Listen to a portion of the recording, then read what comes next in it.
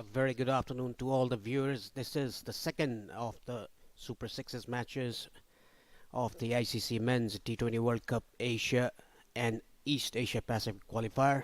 It's the El Clasico, UAE taking on Nepal. My good old friend Alan Leonard was there in the middle with the two captains for the toss a while ago. Let's see what happened.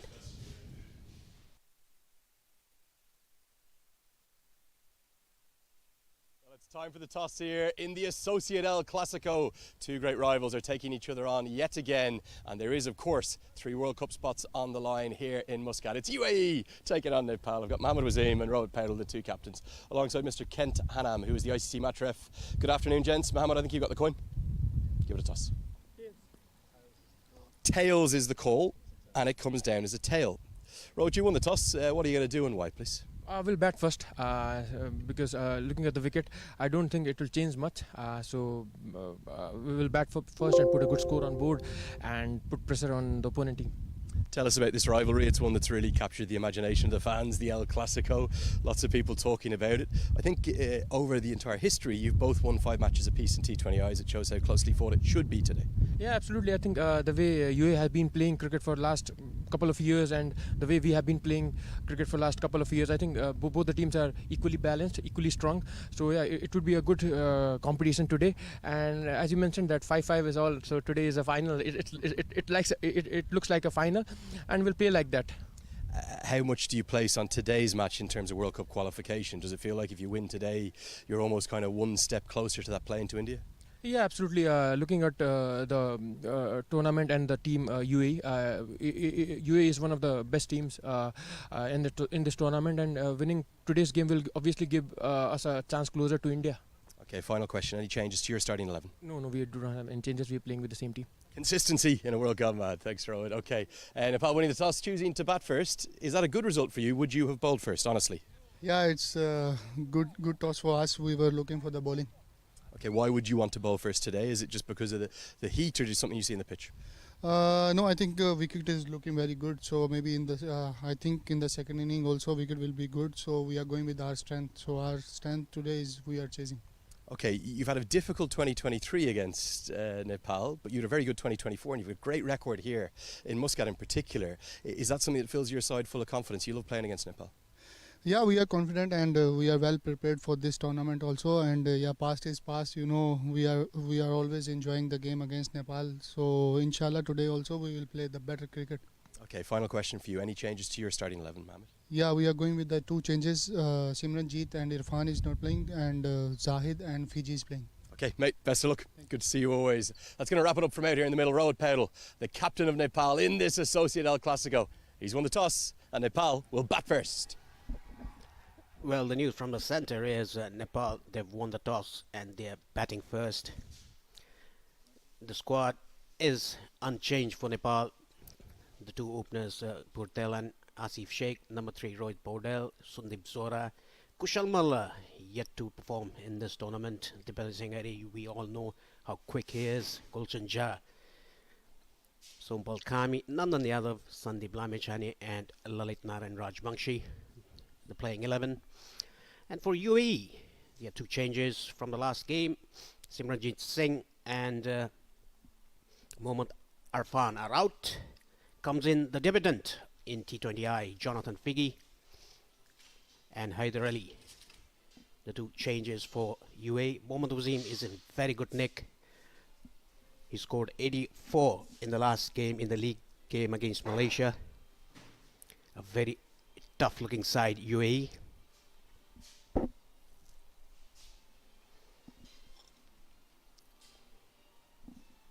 This is the points table of the Super Sixes. Oman at the top with 4 points, Yeah, carrying absolutely. 2 points from the league stages. Nepal in the second, and UAE at third. And I'd like to invite my co-commentator Andrew Leonard here in the commentary box. Good afternoon, Lenny. Good afternoon, Paresh. Great to be with you, mate. And, well, an Associate El Clasico day is always a good day. Very, very rarely have a one-sided contest between these two sides, and whoever wins this one will be really confident of taking one of the 3 qualification spots for next year's ICC Men's T20 World Cup. For the UAE, it would be a return to the T20 World Cup. For Nepal, it would be back-to-back. Oman, the hosts, are sitting pretty. Good victory for them this morning over Qatar. Did the hard work with the bats, having to bat first on the second ground here. And they've had a really good start to their tournament.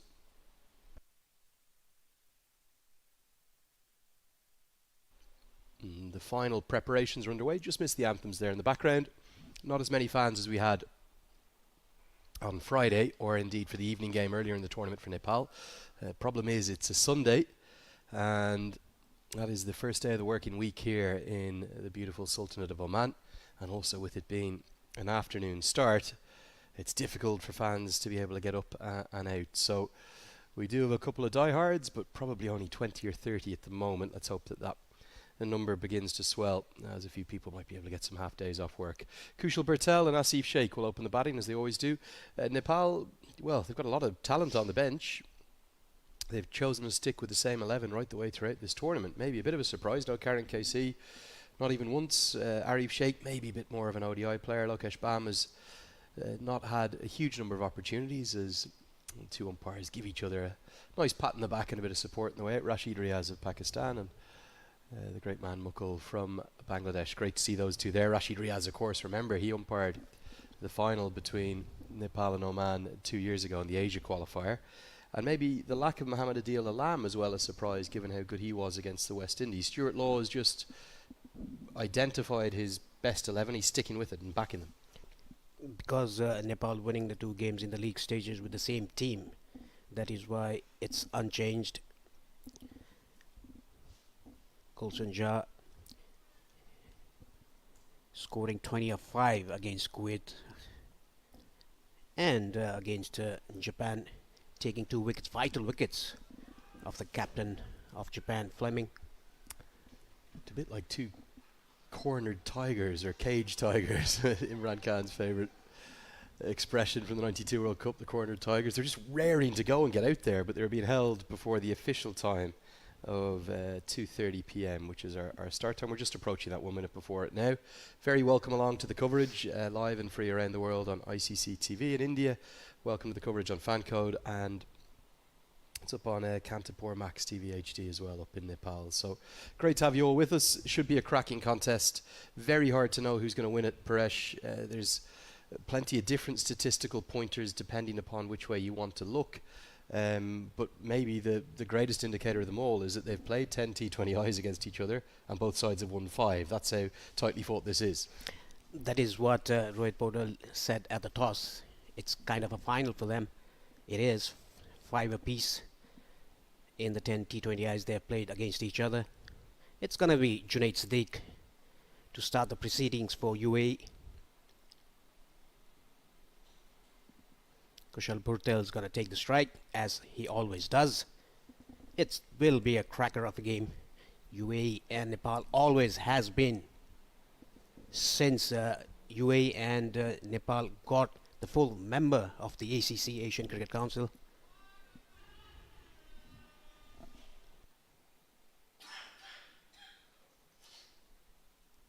And a big day for Jonathan Figge. Great story. We'll talk about more about him in the second innings. 5 years since his last UAE appearance. There's so many good options in terms of different cricketers. We've spoken plenty the other day, Paresh, didn't we, in UAE's game about the UAE players that aren't here. Ayan Khan, Varitia Aravind et al. We're all set for play. Junaid Siddique has the new ball in his hand. And he starts with a wide down the leg side. Him and Mohamed Rohid with their pace on what looks like a fresh pitch that's been laid out by the head groundsman, Anoop here. Does mean we have a slightly shorter leg side boundary, only fractionally from that far end of the pavilion, or the Oman LNG end of the ground. They're going to be key. Their 8 overs alongside Hyder Ali's 4, maybe the 12 most critical overs of this first innings. Junaid Siddique and Mohammad Rohid, the 2 opening bowlers for UAE, they will have to have a good start.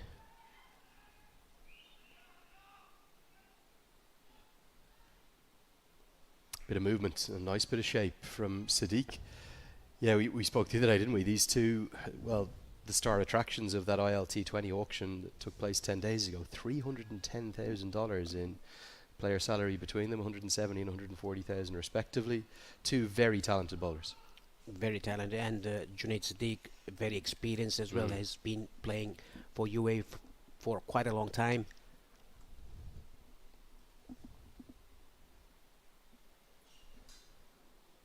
One slip in place, that's Alishan Sharafu. Oh, and again, a bit of movement. Bertel does well to deal with that, guides it down to deep third. Is it fair to say, purely in terms of well, I suppose, international pedigree, I'm not saying that Zahid Ali doesn't have lots of potential, and of course, been so impressed by the start from Hyder Ali, and also Dhruv Parashar has potential, but those 12 overs, we've seen Hyder Ali, he's been brilliant from the time he's come into international cricket, so much so there is no Ayan Afzal Khan in the squad. And he's keeping Simranjeet Singh out of the 11 today.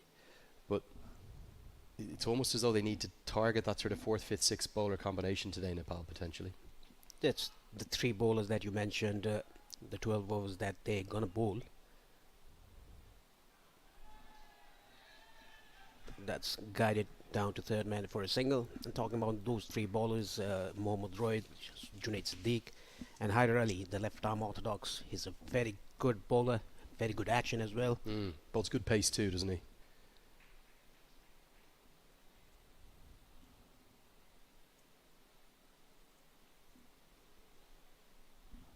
It might not be the stereotypical T20I power play today, with a bit of movement and the quality of bowlers we'll see up top here.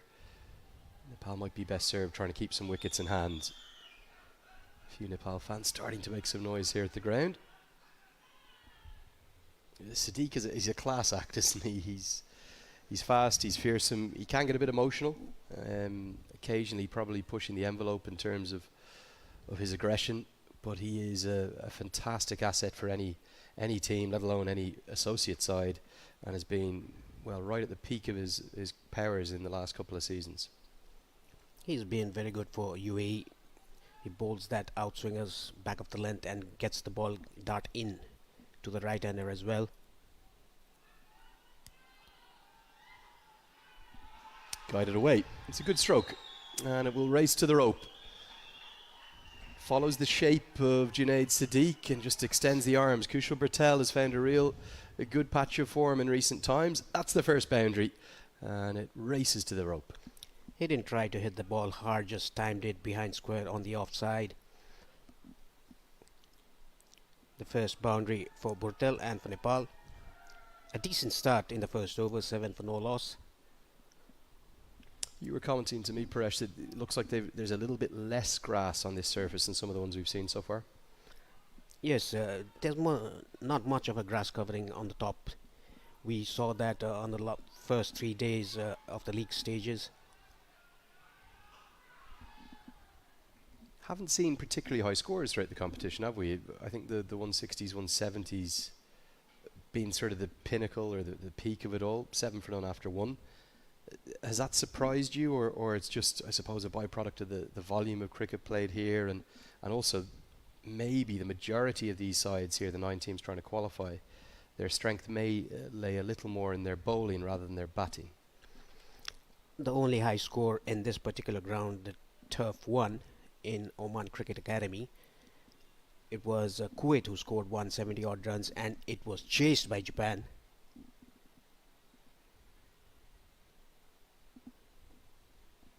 It's gonna be Mohammad Rohit, the left arm seamer, from the media box end. There's a slip, a deep third man, and a deep square leg, the 2 fielders outside the 30-yard circle in the power play. The captain is always close to the bowler, Mohammad Wazeem, encouraging the bowlers each and every ball. Again, talk about the depth of Emirati cricketers. No Jawadullah in this squad. Mohammad Rohit has very much taken over. His Sheikh wants the single, goes quickly, and should get home comfortably enough. Few concerns in Nepal's batting order. Kushal Malla has a lack of runs. Rohit Paudal's got a couple of starts. They've relied pretty heavily on Gulshan Jah, haven't they, to kind of come in and rescue things in both matches thus far. This is a very good opportunity for Rohit Paudal and Kushal Malla to come out and score runs against a good bowling attack. They have that capability to do so. We still remember that game in the ACC Premier Cup final where Gulshan Jah scored unbeaten 50 to go to the Asia Cup. against UAE. He's got a big fondness for playing on big occasions. Right on the money is Rohid. What would Nepal want from this power play? Is it as much about wickets as runs potentially today with the fact they're facing probably the two premier bowlers here?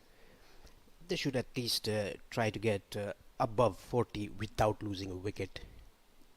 To do that, you need boundaries every over and just don't take any risk.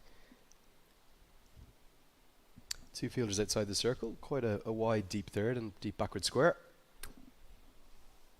There's that one. Well, no contact made. A bit of a nothing shot, just looking to fish at it, and with a slip in play, that is the risk you're asking for Nepal not to take. There's the deep third fielder right in front of the pavilion, quite wide, and deep backward square. The ball just jumped on Kushal Bhurtel this time around. The ball angling away from the right-hander.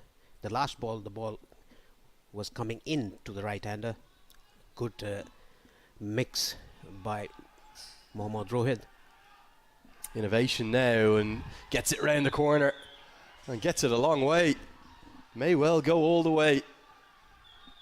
Bhurtel, well, not sure he'd have played that shot 2 or 3 months ago, but he's found his form. He's got his swagger back, and with just a flick of the wrist round the corner, gets the first maximum. It was outside the off stump. Went towards the off stump, outside the off stump, and just rammed that ball down to fine leg for a 6. Good connection as well. Because of the fact he plays so aggressively, particularly compared to Asif Sheikh, who has a different style, he's so important, isn't he, in this format for Nepal up at the top of the order. And that one shot has immediately brought about a change in the field. The slip comes out. He goes in and reinforces the offside field. Been very impressed by Mohammad Wasim's progression in his captaincy. I don't think the role sat particularly comfortably with him when he first took it on, but he's worked so hard in his fitness. He's so strong and agile now and athletic. The quality of his batting has always been there, but he's added good tactical nous, and yeah, he'll be one to keep an eye on in the field as always. He's also very quick through the turf. Mohammad Wasim, very good fielder, good catcher as well.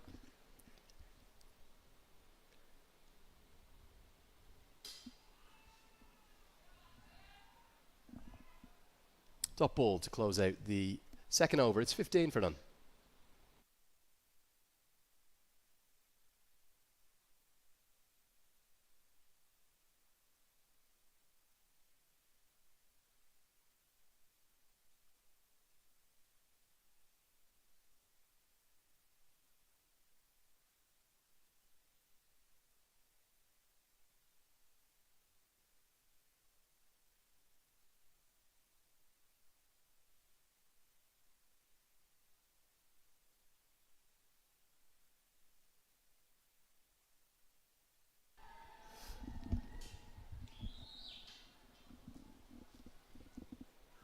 It looks like an immediate change of bowling. Maybe a surprise this. Junaid Siddique could be having a change of ends. There's the Nepal fans. A few of them have found an afternoon off work. And they will make plenty of noise as always. So Zahid Ali will come into the attack very early in his international career.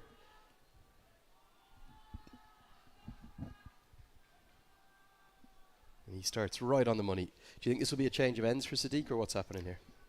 I think that is what Mohammad Wasim is trying to do, get Siddique from the media box end.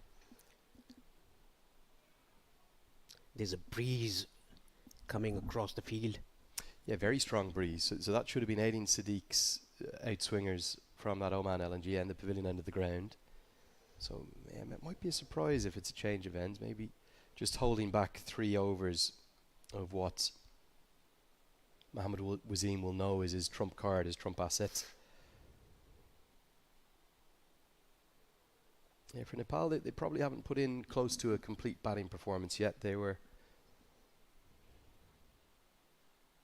in trouble for much of the innings, as the diving stop won't prevent the single at backward point. That's Dhruv Parashar there. Against Kuwait, well, probably 15, 16 overs of the game, they're in real trouble. That 19th over got them out of it. And then even against Japan, they had a wobble and ended up 5 wickets down. Nepal's batting yet to click. The first game when Kushal Purtel scored 60 odd runs, and the game changing over by Gulshan Jah, 27 runs coming off the 19th over against Kuwait. That was the winning of the contest, really, wasn't it? Asif Sheikh will feel as though he's missed out there, because it was probably the wrong line, but all he could do was hit it straight to Junaid Siddique, who's in the circle. Either side of Siddique, that was a boundary for Sheikh, but hit it straight to Junaid Siddique. Yeah, they're always a little nervy, these early skirmishes or these early encounters between the two sides, almost like two prize fighters, aren't they, in a ring, just sensing each other out. No one wanting to throw big punches yet, just having a look. Both of these sides, they also know each other very well.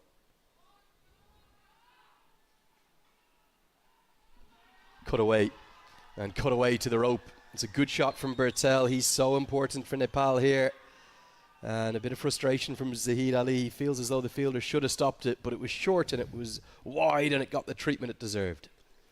He gave a little bit of room and cut that away behind square on the offside. There was a diving effort by the fielder there, but couldn't stop the ball. Just on top of the bounce, Kushal Purtel was very in control of that shot. He did everything perfectly with that shot, and you have to say Bertel is just such an important cog in the wheel for Nepal's batting in this format.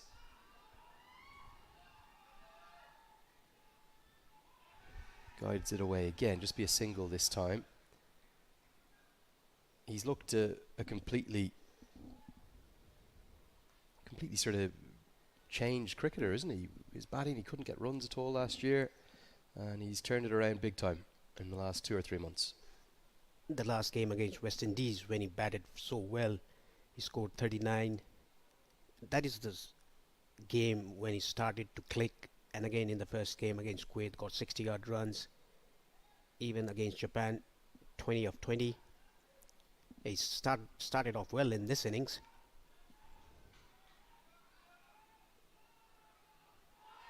Now Asif Sheikh goes into the leg side. Oh, it could have gone to the man, but falls about probably 5 or 10 yards shy of Harshit Kaushik out there, who's one of the other left arm spin options in the team. It will be an 8-run first over, so Nepal will be pleased enough with their start. They're 23 for none.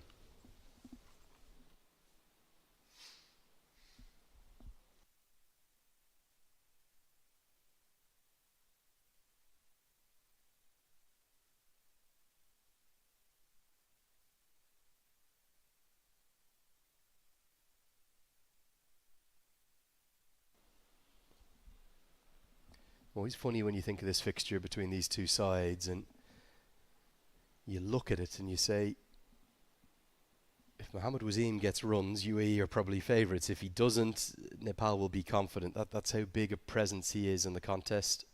There's obviously a lot more to it, but his run scoring record, particularly here at this ground, I think between the two venues, Jatinder Singh's just gone back past him in terms of the leading run scorer in T20Is, but at this main oval here, where he's got 2 centuries already, he's the leading run scorer in T20I history. As we'll see spin for the first time, and how will the pitch react to the slower bowlers? The highly impressive Hyder Ali will come in. Got a lovely action. He's kept Simranjit Singh out of the 11, which was the other way around for UAE's first game of the series against Qatar. I couldn't believe he missed out in that first game. And these will be 4 important overs. Immediately causes problems. You sense that Nepal probably have a bit more depth and flexibility to their bowling lineup compared to the UAE. Nepal, they have 9 options in bowling, apart from Asif Sheikh and Sundeep Zora. All the rest of the 9 players can come and bowl any time. Yeah, and all of them have, haven't they, at various points? Yeah, a few problems immediately. Pace comes off the ball. Just wonder, was it a misread of the surface from both sides in some ways? Nepal have that flexibility in their bowling lineup, but UAE went with the extra seamers. They've gone with those 3 out-and-out seamers. I suppose Harshit Kaushik gives them the flexibility to maybe bowl a few more overs of spin. But they only have 8 frontline overs of spin on a surface that looks like it's going to help. Sheikh goes over the top and gets a good piece. 1 bounce, 4, exploits those fielding restrictions. Had to take a risk, but gets a boundary. Gives himself room inside out over cover fielder. Played it on the up. The fielders in the offside, all of them are inside the 30-yard circle. Only the fielders in the boundary line are deep square leg and long off. Yeah, and that's why it's a really good option to just give yourself that bit of room outside the leg stump. There is risk involved. You're exposing your stumps to the bowler, you're giving him a chance to find the wickets. But as a consequence, he's got to dart that into the leg stump. And good batting from Sheikh, follows up the boundary with a single. Do you think Nepal will have been confident coming into today that it's a strange stat that they've never beaten the UAE here? I think they might have lost 2 or 3 games to them here in this venue. In the ACC Premier Cup T20I, they lost to UAE in the semi-finals, the Asia Cup qualifiers. It's a decent start for Nepal, 28 for no loss in the 4th. Yeah, this is impacted outside the line, so only a stifled appeal, but a good start from Ali despite that boundary. 5 runs come from his first, 28 for none.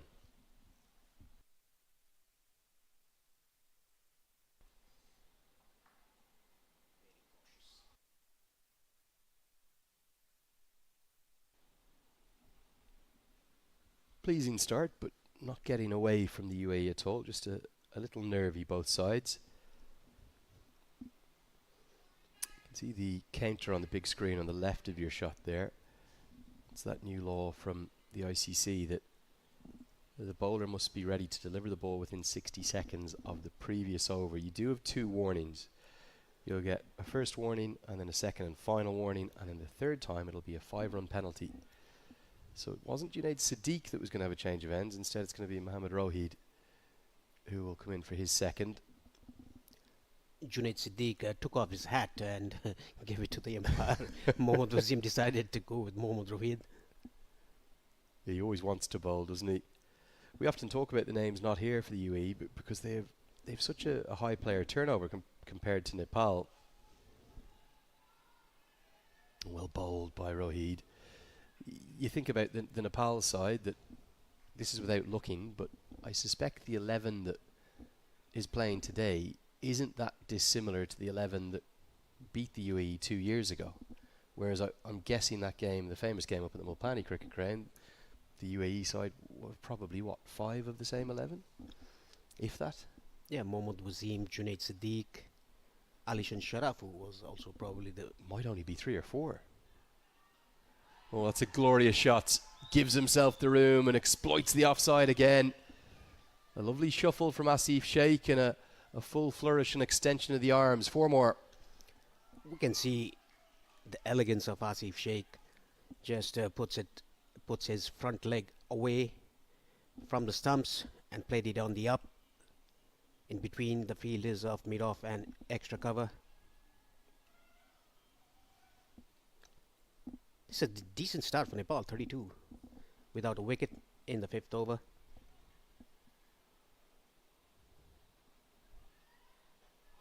Goes again and gets a good piece again.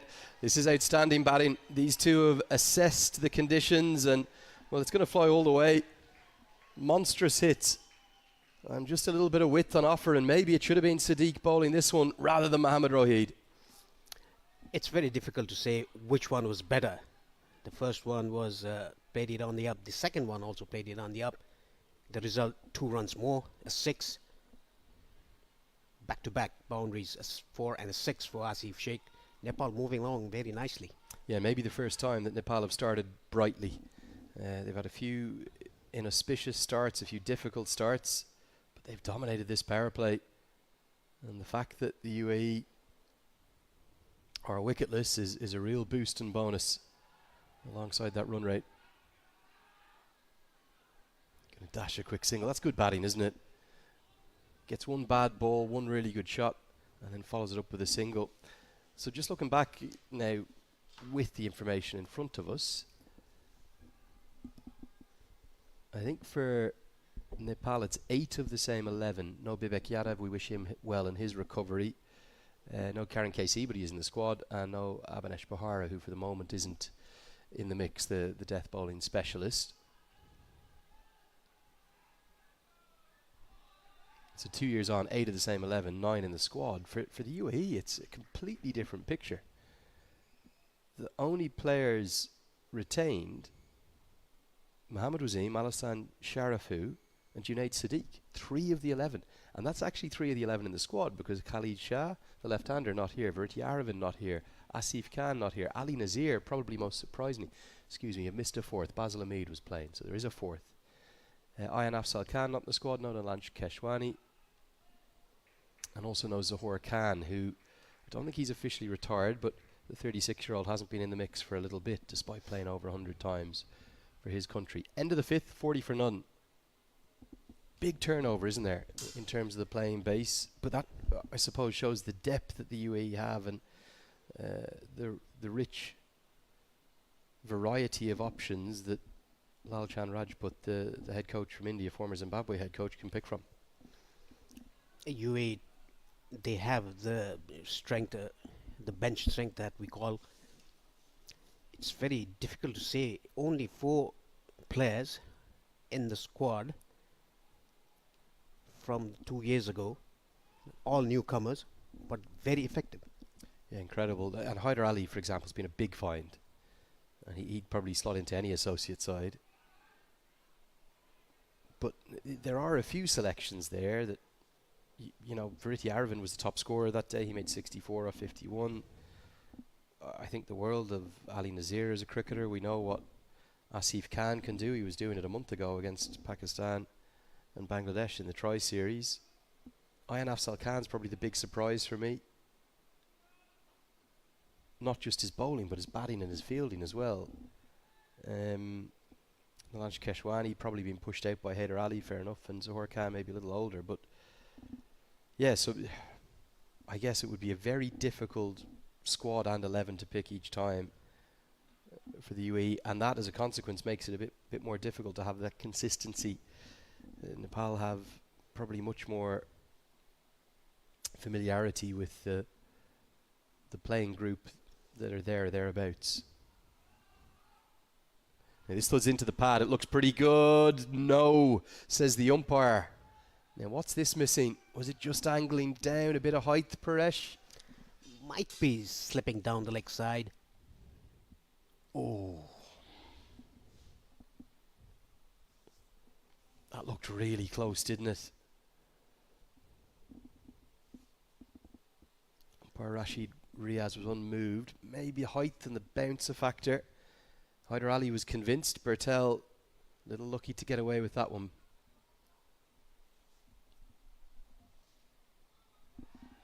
How often do we see that just after a chance? A little bit of punishment. Won't be the boundary that it could have been. Good diving stop keeps it to a single. This is turning out to be a very good over by Hyder Ali. 3 dot balls in the first 3 balls and a single. This is, mind you, the last over of the power play. Yeah, and that's where the change of approach will have to come.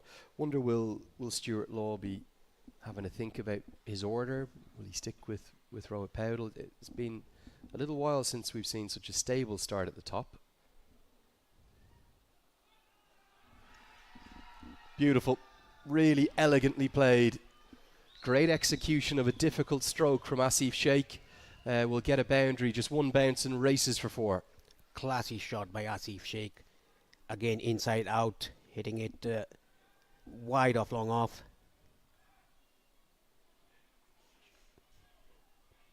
These shots are pretty hard to play. He's at 3 beautiful boundaries now, isn't he? 2 off Rohit and that one off Ali. For me, was the pick of the bunch. Never tried to overhit, held his shape. And because you're in essence forcing against your body weight there, it's a very difficult shot to play. Can't beat the infield this time though, so misses out a little bit. Well, you wanted 40 odd for none, Paresh. It's what you've got. 45 for none the score after 6. Yeah, former Nepal captain and opening batter Paresh Lahani alongside me, Andrew Leonard. Great to have your company. We'll see the best of the power play highlights. No wickets in here, but plenty of good strokes on offer and some sensible batting from Nepal. Apart from that ramp shot, Kushal Bhurtel predetermined with that shot. Played two beautiful shots, and talking about Asif Sheikh, the elegance that he shows while batting, that is very pleasing to the eyes, giving a room to the left arm orthodox and hitting him over extra cover.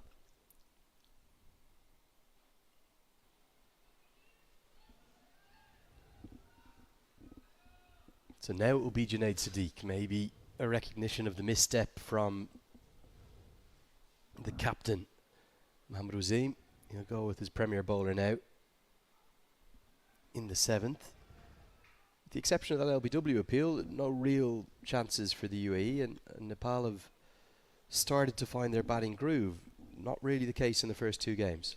Kushal Bhurtel very cautious, and Asif Sheikh, the elegance that he has, played very good shots over extra cover, giving himself room. The 6 that he hit off Mohammad Rohid, excellent shot.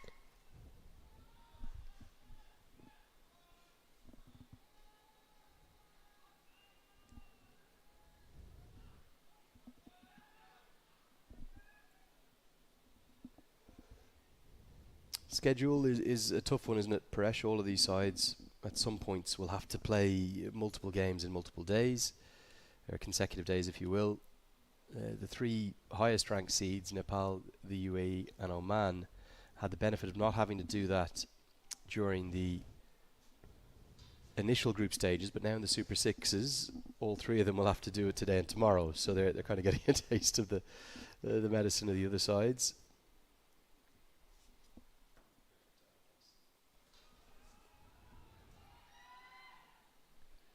So tomorrow we will see just the 2 games in action, no morning match. Oman versus UAE at 2:30 p.m. and then it'll be you and I for Nepal versus Qatar, Paresh, at 7 p.m. Qatar have looked like a threatening side, haven't they, throughout this competition? They were at a good stage while playing against Oman in the other ground. They were chasing 170 odd. They were 74 for 2 in the 9th over. They probably just let Oman get a few too many runs, didn't they?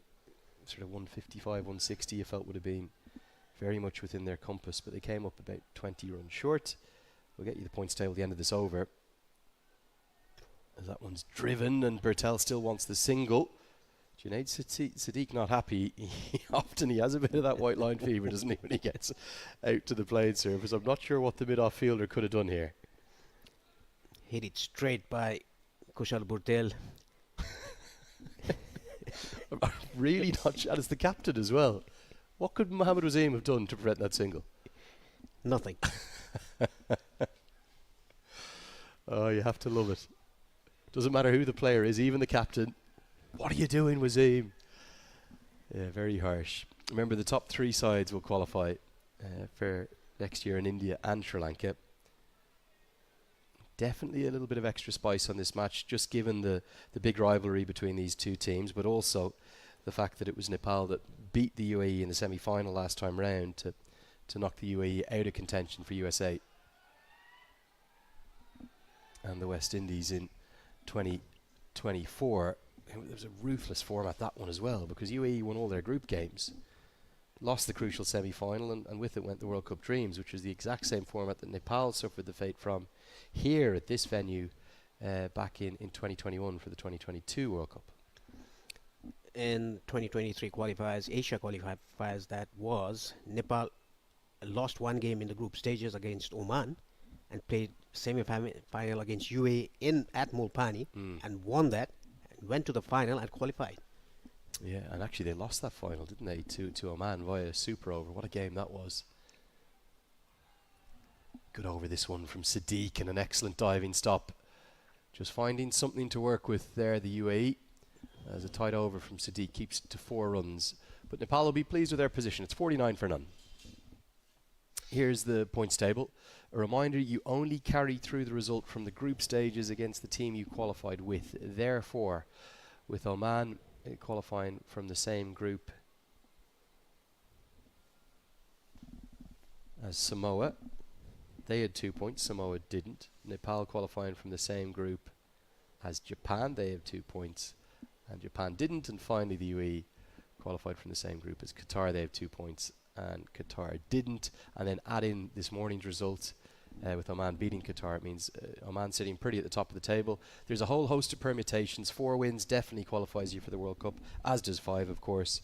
3, you'll be in a good position, particularly with a good net run rate. There are some scenarios where if 2 sides kind of run away with it, a whole host of others could be tied on 2 wins apiece and actually get in with 2 wins and a good net run rate. So it's a strange one. You could win 2 games and qualify, or you could win 3 games and not, depending upon exactly how all the games go. You sense that for both Japan and Samoa this evening, for them to harbour realistic top 3 ambitions, they'll need to win tonight. That's a huge game for the 2 AAP sides that are left in the competition. As Harshit Kaushik will offer the other spin option. They'll hold back the off breaks of Dhruv Parashar. Do you feel it's must-win territory for the 2 AAP teams tonight? They've both been very impressive. Especially Japan, they've been very impressive. They played very well against Kuwait, winning that game, and they were excellent against Nepal as well. 50 is up. They probably, for the first 12 overs of that game against Nepal, they were favourites. An amazing position, 97 for 1. It took a miraculous fight back. Nepal bowled averagely, but Japan were just excellent. Slog sweep comes out and gets a good piece and gets it all the way for 6. That's a fine shot from Kushal Bertel.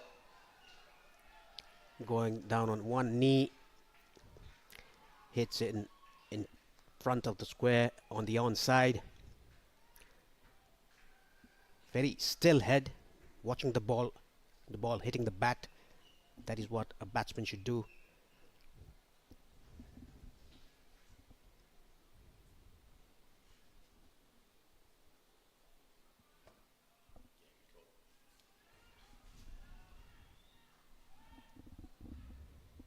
Looks like a part-time left-arm spinner, doesn't he? We saw him a little bit in the Asia Cup and in the Tri-Series with the ball, but he's in the team for his batting. Slightly unorthodox action, almost a fraction off the wrong foot, it feels like. Bit of turn on offer. This one's given, and UAE do strike. Now, I felt as though Kushal Bertel was very fortunate to survive the earlier decision from Hyder Ali, but this one has turned. So it might have been a case of kind of 2 decisions combining for one that's given out. Bertel got the first decision going his way. This time it goes the way of UAE, and Kaushik, with that little bit of unorthodoxy, he strikes. It was a bit slow through the air, trapped right in front. Bertel, he has to go. That's plumb in front. Yeah, I think actually it didn't turn as much as I thought at first. It's flicked to the front pad and then it's deflected off. So a very good decision, UAE. Well, they desperately needed that, but they're pumped up as a consequence. Bertel is gone for 28 of 26, and it is 56 for 1.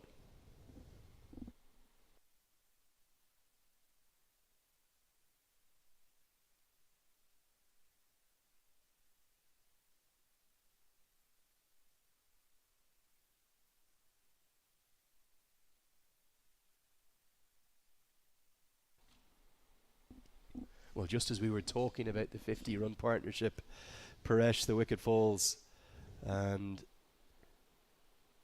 yeah, probably across the weight of those 2 LBW shapes, they certainly deserved at least one of them, and I don't think Bertel will have too much to complain about back in the dressing room. Rohit Patel will come to the crease. I would have sensed a real temptation to go with a left-hander here, whether that be Kushal Malla, who plays so well against spin, or whether it be Gulshan Jha, who loves the big occasion and can thrive under pressure and is in a real hot streak of form. I think this will just allow probably the 2 left-arm spinners to bowl in tandem. As it's a good over despite the maximum, and a very exuberant Harshit Kaushik, who fields off his own bowling. He's got the breakthrough for the UAE. Nepal have lost their first. It's 56 for 1. That's the batting card there. I think Sandeep Jora's role in the team is always an interesting one, because you sense as though he could float anywhere in the order between sort of 4 and 7. Played exceptionally well against the West Indies in that second game. I think it was a career best score for him, that 50.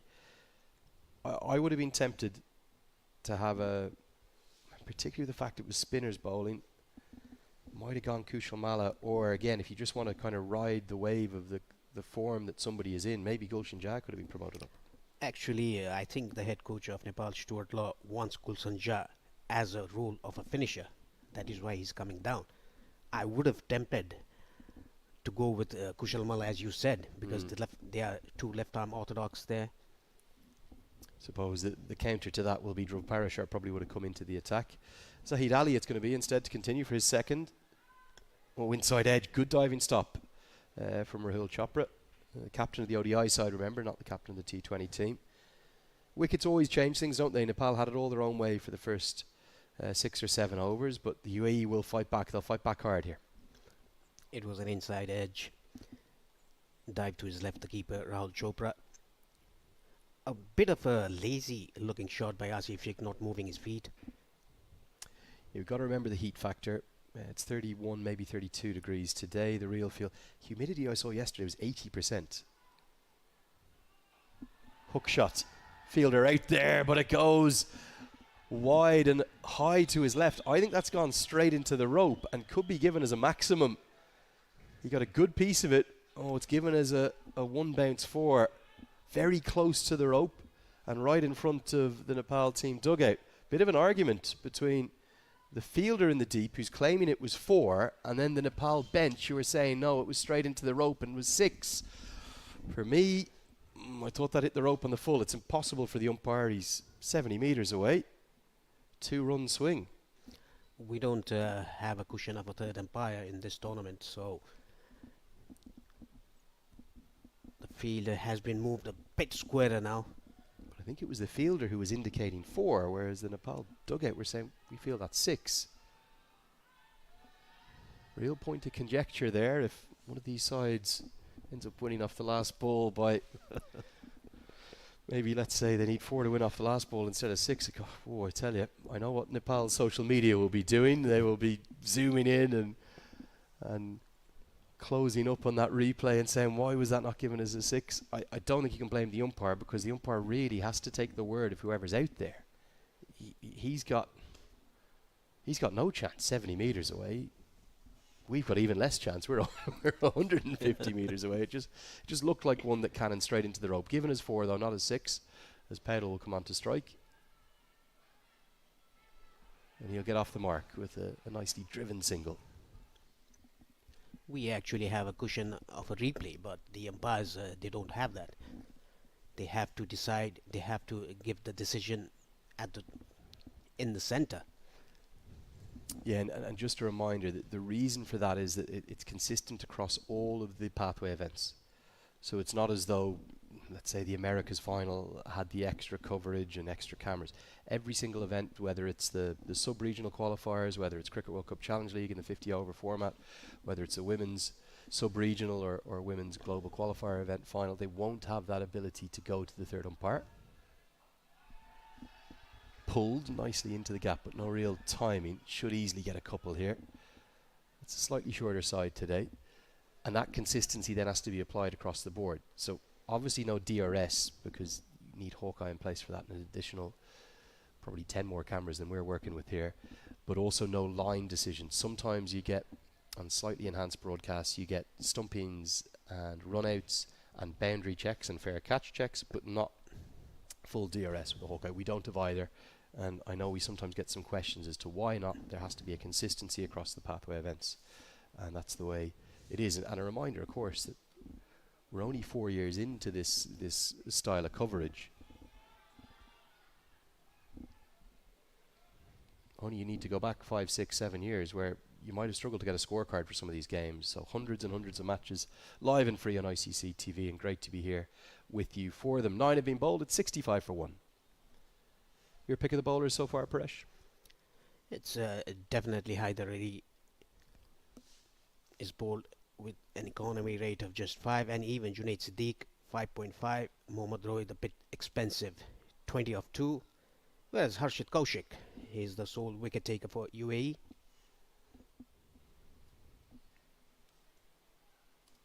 We saw in that game where the UAE got in a bit of trouble against Qatar, Paresh, the thing that ended up being the difference between the two sides was the final 3 overs.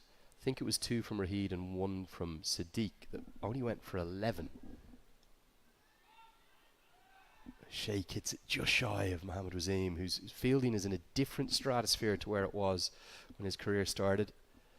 He's told me just how hard he's been working in the gym, and he's always had good hands, but his movement now is significantly enhanced, even on a hot day like today. That was a good stop.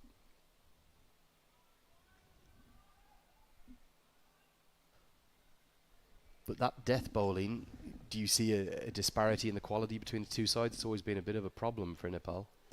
It has been after Dipinder Singh Airi started bowling in the death overs. The one end problem has been solved, but not from the other end. Karan Keshi would have bowled in the death overs. Now it's all about Nandan Yadav, who can come and bowl in the death overs, mixing his pace. Worked into the leg side. Now they might think of a second here. Interesting that Sheikh didn't want it. Possibly just showing a little bit of fatigue, Paresh. Because that was the perfect kind of weight to a stroke to get back for the second and a good angle to go with it. Credit to Dhruv Parashar, who ran in very ably. But I thought there was 2 there. Real feel, Paresh, your app is brilliant. You've got to tell me what app that is. 37 degrees. Is that the humidity again that is spiking up?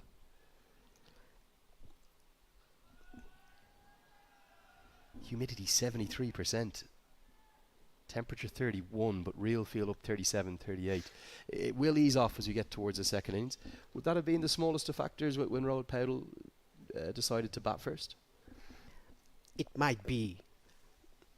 And the players, the openers, they have justified the decision by Rohit Paudel to bat first. Opening stand of 50 runs. Helped round the corner, not the right line from Kaushik. And going to be a chase all the way down to the rope in vain for Rohit.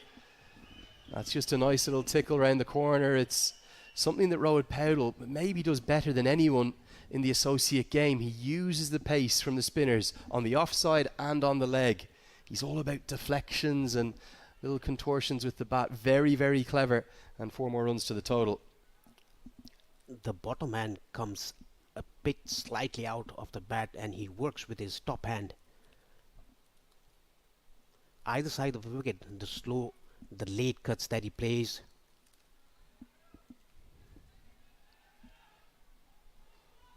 Again, this time it's hit better, so there's no chance of 2, so they'll just jog through for the 1. It's been a fascinating 10 overs. Every single Associate El Clasico always has its ebbs and its flows and its moments for both sides. I think maybe Nepal just fractionally the happier of the 2 teams because they have 9 wickets in hand, but they'll also look like they'll want to get that run rate moving more swiftly in the second innings. We'll have a much needed break here in the commentary box. The players need the drinks even more than us. With the score after 10 overs, Nepal 73 for 1. Don't go anywhere too far. Back in 5 minutes' time.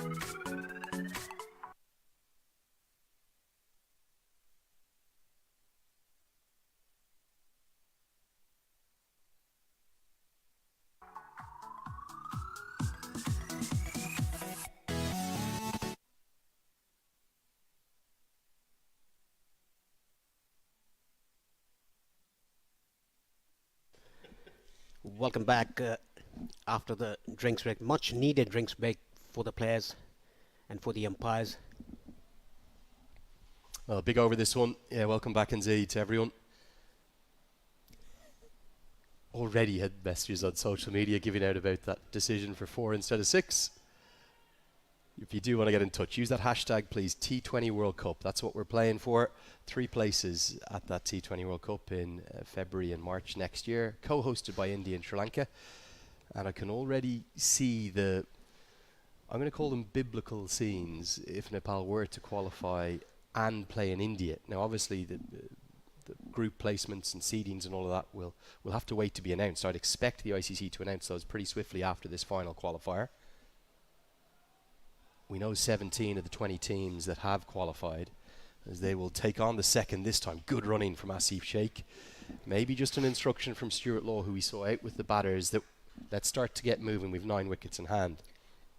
The reason it would be biblical, there would be tens, if not hundreds of thousands of Nepali people who would come across the border and try to be a part of the most amazing journey for their team. It will be a very good thing for Nepal if Nepal qualifies for the 2026 T20 World Cup. We don't even need a visa to go to India. It's a very porous border, isn't it? They call it one of the most porous in the world. There's a lot of kind of exchange between the two countries, very friendly relations, of course. Are you guaranteeing every game as a sellout, Paresh, for the Nepal, the 4 group games they would play? Well, I still don't know about that, but you can make sure that many Nepalis will be in the stadium if Nepal qualifies. I'll do it for you, Paresh. I promise you, if Nepal play their 4 group games in any part of India, well, imagine if it was Dharamshala or if up in Delhi, especially so, but wherever they are in India, I think we will see a sea of blue and red if they qualify. A lot of cricket to be played to get there. And I'll tell you something, I've been so impressed with the likes of Japan and Qatar. I know Qatar are in a difficult position now with, in essence, 2 losses in the Super 6. Oh, inside edge and a bit of fortune for Asif Sheikh there. That could have gone anywhere. And also, don't rule out Samoa, but I think if there was one to upset the apple cart, it might be the winner of tonight's contest. The 3 highest ranked sides are the 3 favourites because they carried 2 points through. Here's the inside edge. Do you think you've sat on the fence a bit, but you said those 3 teams are the likely 3 qualifiers? Yes, that is why they've carried 2 points with them in the Super 6s. The top 3 teams with high ranking rather than the 3 teams with low ranking. Tucked away on the leg side by Rohit Bordell. And talking about Asif Sheikh, the last shot, the inside edge, again, lack of feet movement. I think there's a fatigue factor. I know he's trying to absolutely, very fit young man like so many of this Nepal squad, but he's trying to get his feet moving. But it just, when you're in this humidity, it's like your legs are sort of stuck in jelly almost. I finally got back on the treadmill after seeing a few photos of myself in that shirt the other night. So when I was in the gym last night, oh God, it was like legs in jelly. I promise you that. It's not easy. And that was in the air conditioning. Inside edge. Yeah, Sheikh just going through a difficult patch here. This game is hanging in the balance, isn't it? Nepal aren't by any stretch in a comfortable enough position at the end of the 11th, 79 for 1, that they would feel as though they're ahead of the game. They'd be pleased with what they've done thus far, but the last 9 overs are critical. They are very critical. They have to get at least 170 because UAE's batters, especially talking about Mohammad Wasim, is in very good nick. His last score was 84 against Malaysia. He was cheaply taken by the Qatar in the first game of the group stages. It's going to be Haider Ali from the media box end.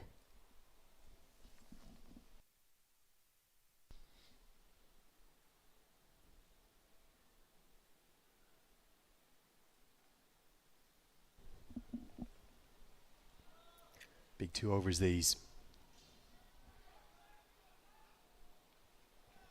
Hit 2 well, so will only be the single. Again, Powell's pushing for the second. Sheikh is just starting to show signs of fatigue, understandably. You have to assess the match, don't you? You have to recognise you have 9 wickets in hand. And talking about the fatigue, it's very, very warm out there. Diving effort there by the fielder at backward point. Dot ball. It's about Rohit Patel, what he does very swiftly. He plays the ball very late with very soft hands, and whenever he tries to hit hard, he uses his bottom hand. Speared in this time. The boundaries have dried up a touch, haven't they? And for Nepal, they need to assess when to take risk from here, with those 9 wickets in hand, with the assets that they have to come. And if I was Stuart Law, I would be getting Gulshan Jah with the pads on. Yeah, get 2 left-handers ready to come in. I think you should have all options in terms of who could come in next. Other option, of course, is to say to Mala, spinners are bowling, go at it. Remember, Dhruv Parashar hasn't bowled a ball yet because there's 2 right-handers at the crease and has been throughout the innings. Even if you talk about matchups, a left-hander batsman coming in and cut away into the gap. They're running hard, but it's not going to be the second run. Talking about the off-spinners bowling to left-handers, Kushal Malla White fancies his chances against the off-spinner as well. Yeah, no, I think sacrificial lamb is the incorrect term, but I would send Mala in with a license to explode. Say, look, if you get caught at long on, so be it. We still have lots of wickets in hand. But what Mala has is an X factor. 12 have been bowled, 83 for 1. That's why I thought his return to the squad was so important. Just the 3 off the over. Hyder Ali continues to be, 4 off it. Really impressive. But I would be probably revving Mala up right now. It can be the plan for these 2 batters not to go after Hyder Ali. That can be the case as well. But I suppose if Mala's out there, he should be sent in with that implicit intent. Stuart Law, go to his young X-Factor player and say,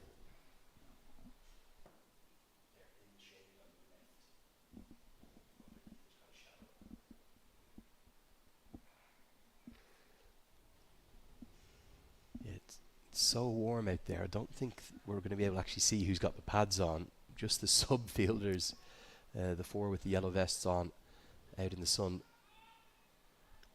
As Rohit Patel looks for that scoop shot, doesn't get anything on it. He's got 13 off 13. The runs are drying up here. UAE will be quietly quite satisfied with the last 3 or 4 overs. Yeah, the last over, just 4 runs coming off Hyder Ali's ball. Over, that was the 12th over. It's Ali who's bowling his 3rd. A touch expensive, but a first ball of this over is a dot ball. Rohit Patel trying a ramp shot, but wasn't able to do so.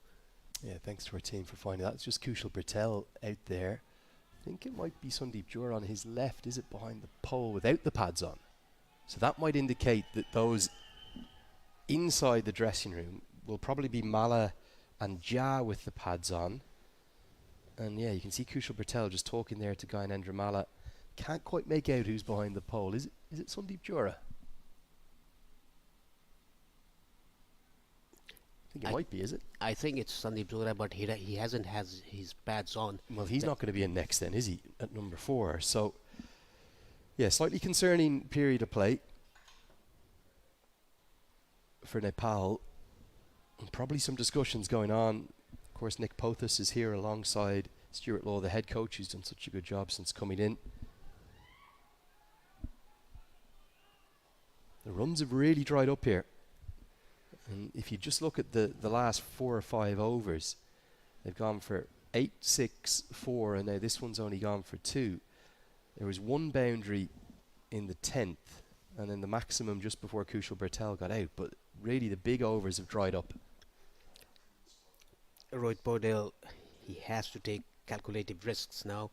I overheard Nick saying to Kushal Malla, today is the day, today is your day. Today is his day. And yet, he's often one that comes in for a little criticism from the Nepal fans because he has a occasional glut of low scores. This one's chipped in the air and Patel not finding any fluency. Wasim fields athletically. The direct hit, though, is going to allow a second. Skipper probably should have held on to that. It was a very flamboyant piece of fielding and marvellous, and he says, yes, sorry, probably just as well it wasn't Junaid Siddiq, the bowler. Just chipped in front towards Milan.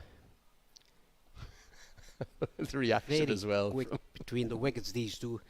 Great awareness, yeah, but just the reaction from Wazim as he threw it said, oh no, what have I done? I think even the captain is relieved that Junaid Siddiq wasn't bowling there, because he would have got a spray from his big fast bowler. Just saw there as well the square leg umpire, because of the sun, which is so low, he's actually at point, and that makes a lot of sense for Rashid Riaz. Again, Nepal just happy to nudge it around. They will get the second this time. Throw goes to the non-striker's end. A little bit of frustration from UAE in the field and a few hands on hips out there. Neither side is ahead of the game here. These are very nervy moments, nervy exchanges in this big Associate El Clasico clash. The strike rate of Asif Sheikh is just dropping a bit. Good running between the wickets between these two. Very fit guys, these Nepali players. You can see Dipendra Singh Airi, Rohit Paudel, Kushal Patel, Asif Sheikh, Gulshan Jha. Sompal Khami is also so fit.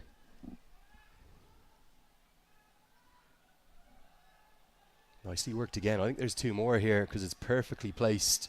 So even if the boundaries aren't coming, at least there's some good intent in between the wickets, and they've managed to find a way to get 8 off that over.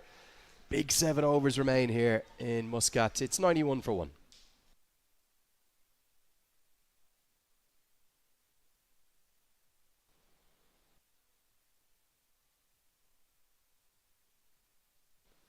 Yeah, there it is. No really big overs since that 5th over that went for 12. What would Nepal be comfortable or confident of defending, Paresh? They do have a very good bowling attack, and then some of the fielding we've seen with Irie, who else, to the fore, has been world class.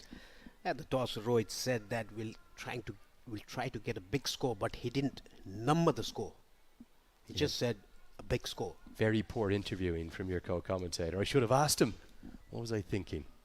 Usually do get in that question. Quite often the captain, if you do ask them that, will say, we'll assess it as we go. They rarely give you a number, or if they give you a number, it can be miles off what they're actually thinking. Dhruv Parashar will come into the attack for the first time. It does bowl off breaks, but has the ability to kind of take that little carom ball away. He's someone who's been very impressive. Again, another one of that incredible Emirati development system. Andy Russell and all the team at UAE Cricket have done a phenomenal job through all 7 of the Emirates. Slashed away behind square on the offside, should get a couple again. They've also, it's not just the ILT20, but the development league that sits underneath that. We've seen it's Jonathan Figgy who's forced his way back in through that. I think 450s consecutively he made in that competition. They have the world-class facilities.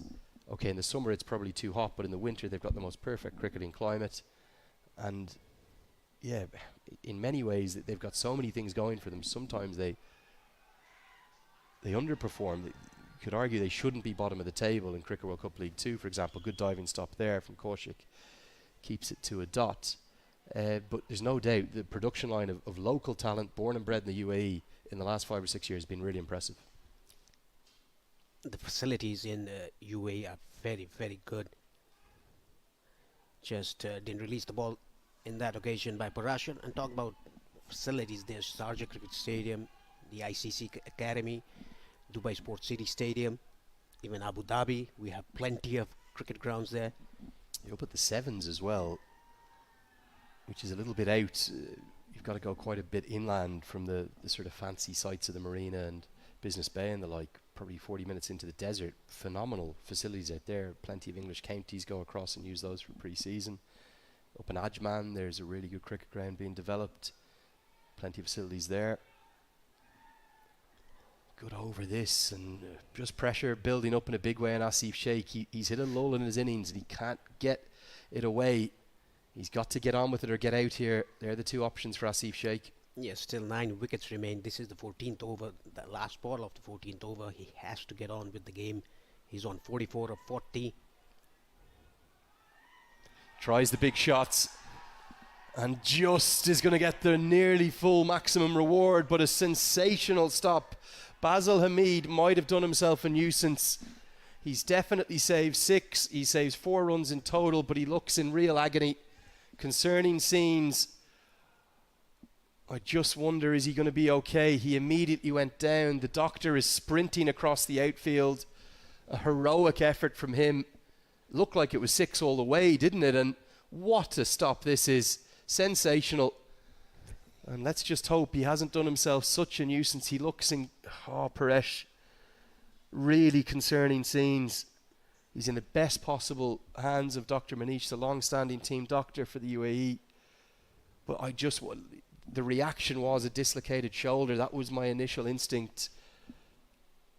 Trying to get a bit of movement into it. Let's hope it's only jarred. They can be the same feeling. A jarred shoulder you can recover from immediately. A dislocated one, you're in real trouble.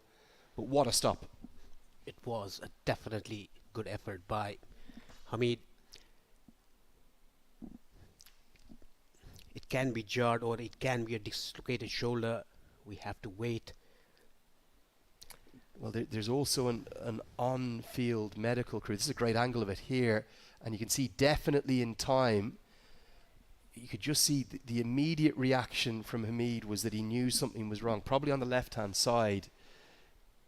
And the 2 medical officers that are part of the ambulance team here have now sprinted across the outfield too. They are applying significant medical attention. We had a short break in play. We're probably going to continue. UAE team manager is over as well. Concerning scenes for the UAE, remember, that was not a head injury, so he would not be allowed a concussion replacement. There is a potential, unless Hamid can recover, that, good to see him up. That's great news. It's actually his right shoulder, so it might have been the landing. Swing and a miss as Mohamed Rohid comes into the attack. Let's hope he can bat. Let's hope, more importantly, he's okay. And at least he's up on his feet. I think it's the left hand he stopped it with, but then he's landed heavily on the right shoulder. Look at the replay here. Excellent stop. And yes, the shoulder was given a weight of the whole body weight went down on his right shoulder. You'd be concerned with the way he's holding that arm, if that makes sense. It looks a nasty injury. Rohit Paudel straight to long on, finds the man. And a disappointing innings for the skipper, could never really quite get going. He's going to have to go for 20. Easiest of catches held by the subfielder who's just come on, Mohamed Farouk. Paudel's got to go. Nepal maybe just in a spot of bother. Can't get the run rate moving the way they would like. UAE fighting back. Rohit strikes. It was a short ball game, self-room, but straight to long on. Rohit Paudel had to go because they are not scoring runs. The boundary was drying up. He had to go. Again, gets out on 20s of 19 ball. Just a 4 in this innings. Just a single 4 for him. Now the fascination will be, which way does Stuart Law turn? He's going to show a lot of faith in the youngster Kushal Malla and stick with him at number 4, despite the fact it's Mohamed Rohid at the bowling currently with 4 balls left in the over. Yeah, definitely the subfielder who took the catch out at long on. But they'll put a big show of faith in Kushal Malla, who hits a massive ball. The reason I've described him as an X-factor player, at times in his career he's had a strike rate up at 160, 170. Nepal need to finish with a flourish here. If they continue at this rate, they're only going to end up with 130 or 140, which they'll need to bowl and field exceptionally well to defend. Big final 5 overs after this one coming up. Can Malla make an impact in the tournament for the first time? Identifying Kushal Malla is on strike. Rohit bowls a short ball into the body. Great comeback from Rohid, because he was, well, treated with a bit of disdain. The only benefit for the Nepal side, I know Junaid Siddique has plenty of overs left, but he's got 2, so he'll probably bowl 18 and 20. But Rohid will be bowled out after this over. So there will be maybe 3 overs to target from the final 5. Mala gets off the mark, just punches that one down the ground. What will the discussion have been from Stuart Law, Nick Pothas, Skynendra Mala to Kushal Mala, the youngster? What will they have said to him going out there? Play with complete freedom, look for the boundaries from the off? That is what the case should have been. The 3 support staff, the head coach, the batting consultant, and the assistant coach Gyanendra Malla, they must have given freedom to Kushal Malla to go and hit the ball.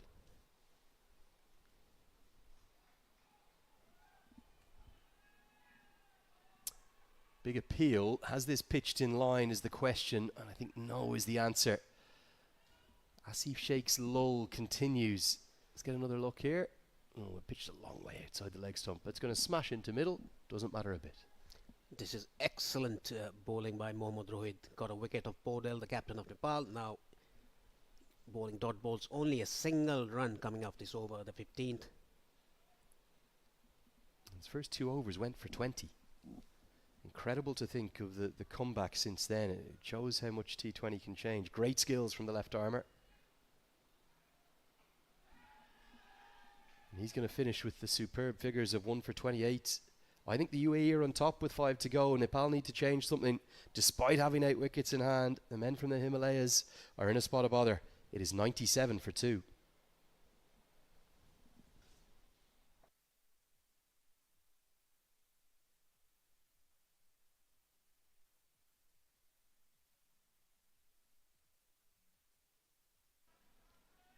Seen the 6 bowlers used. Basil Hamid, of course, is the other off-spinning option, but with him off the surface, he won't bowl again. And you just sense now that Nepal are getting themselves into a territory where they need to have a flying finish. Haider Ali will almost certainly bowl one of the last 5. Junaid Siddique will bowl 2 of them. Maybe Zahid Ali will bowl the other, and it will be Dhruv Parashar to bowl the 16th. But Nepal haven't been able to get a hold of him either. They're in a spot of bother here, the Rhinos. Not able to capitalise upon that excellent opening partnership, Paresh. Yeah, it all started in the middle overs where, because of the heat, we think that Asif Sheikh was a bit down. But they were taking 2 runs, Rohit Podel and Asif Sheikh. Yeah, and there's many ways to, probably not the greatest expression, many ways to skin a cat, isn't there, in terms of you can do it in multiple manners, getting 8 or 9 runs per over. You don't need to get 4s and 6s if you run well between the wickets.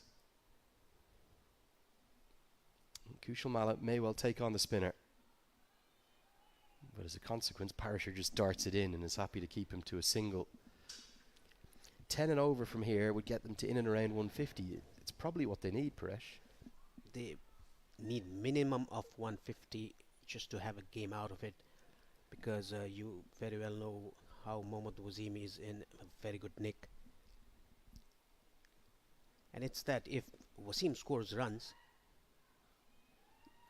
cut away. Now this is a nice looking shot, and it should be good enough to get 50 for Asif Sheikh. He gets to the landmark. Good piece of footwork in the deep, keeps it to just 2. It's come off 45 deliveries. He's played elegantly as always. Remember, he was the one who made the not out 50 in the semi-final between these 2 sides 2 years ago.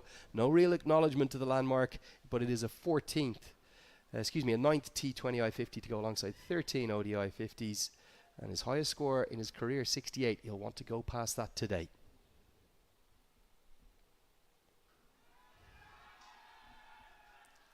Needs to get on with it, doesn't he? that is why he's giving himself from trying to play over extra cover over Mohammad Wasim's head. I think quietly Mohammad Wasim has captained this innings beautifully. He's putting on a bit of a masterclass, a clinic in how to captain when not taking wickets but restrict the opposition and put them under pressure. Something's got to give here between the two sides. Clever bowling again. Not an ounce of flight for Kushal Malla to work with over his favourite zone of long on. Bowling it outside the off stump, bit flatter, not giving the air, not bowling in the zone of Kushal Malla that he can hit across the line. Have to remember they've got a red hot Gulshan Jah chomping at the bit to get out there. Big appeal and no need for it because it's cannon into middle stump. Asif Sheikh could just never quite get going. It is that little carom ball, I think, maybe just held in the surface a touch.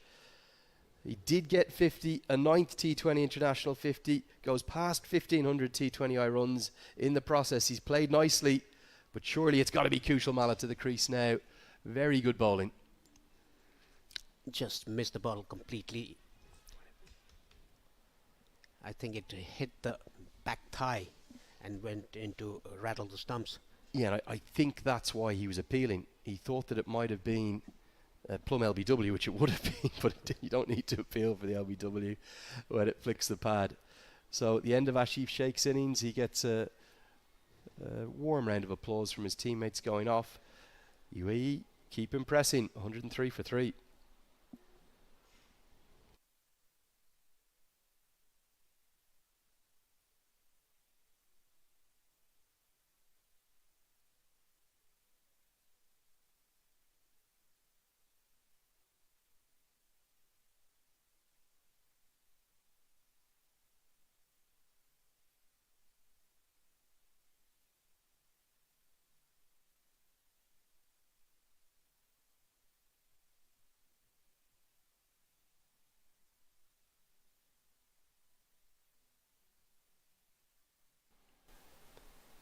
Well, a big call. Potentially because they don't want the two left-handers at the crease together. They're going to go with Dipendra Singh Airi at number 5, not the red-hot Gulshan Jah. And whilst Airi is a fantastic all-round record, and of course he loves this ground, became just the 5th ever international cricketer to hit 6 consecutive sixes in the same over.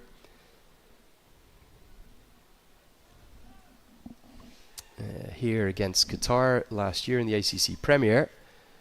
It's going to be all about whether he can get going quickly. Big over this one. Hyder Ali to Kushal Malla. Malla's got to go downtown. He's got to go big. And Nepal have got to get themselves into this contest. Really good knowledge. It's cut away though. And goes very close to the rope. Another good diving stop.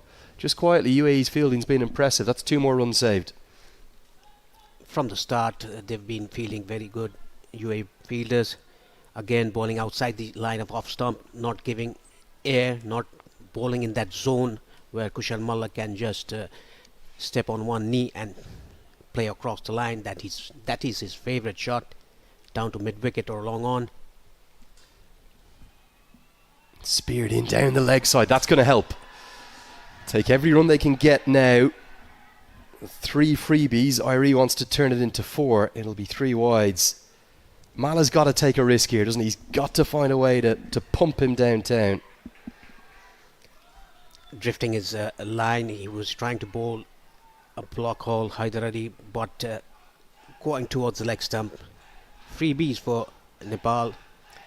And the Nepal fans are chanting and making as much noise as they can just to try and get their team going. They know they're behind the 8 ball. Just a single again. Good bowling from Ali. They've given no flights at all to Malla. They know their opponents here, the UAE. Still 7 wickets remaining for Nepal. Gulshan Jah yet to come. Sundeep Zora yet to come. He played that fantastic innings against West Indies in Sharjah. Good little crowd building up all of a sudden. We've managed to find a way in. There's been a few bits of pleading with the bosses. Please, boss, I need to leave. As Airi goes through the offside, just a single. Those singles at the moment not really hurting the UAE. This has to be the matchup, doesn't it? Even if Mala's going to need to dance down the track, he's got to find a way to show that power that he possesses. Hyder Ali is not giving that air to the ball, so that Malla coming down the track is not a possibility. Just staying there. Well bowled this time into the block hole, so not able to get underneath it or find the elevation that he would like. Every over without a boundary for the UAE at this late stage is a win for them. 8 runs coming off the first 4 balls of this over. They have to make it count, the remaining 2 balls. Dipendra Singh Airi and Kushal Malla. Now Irie looks for the big one, but it's straight to Mohammad Wasim, and Hyder Ali, well, he is pumped up in a big way. Big celebration, nothing from his teammates. He was giving it the big one, leaping into the air like David Warner. And the catch taken with the minimum of fuss. Irie's 6 hitting exploits at this venue aren't on show today. And the majority of the second half of this innings has belonged to the men from UAE. They've been excellent. Didn't get a good piece of it, got the inner part of the bat. Simplest of catches for Mohammad Wasim. He could take that kind of a catch with the eyes closed. Irie's got to go for one. It's 111 for 4.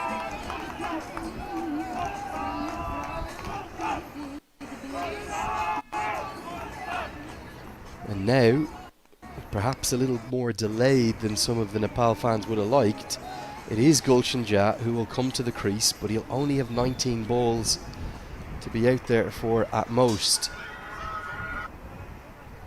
For me, he's been exceptional this tournament. He's made such a difference. The impact that he has had has been quite sensational. You could have argued that he's the game changer in both games so far. He's also got the highest strike rate of the tournament at 184. He'll face up to Hyder Ali. And is unable to get off the mark as it's speared in. Great figures. We called Hyder Ali out as one to watch. He's a real find for the UAE. He's helped put the Emiratis on top. 1-1-1 for 4.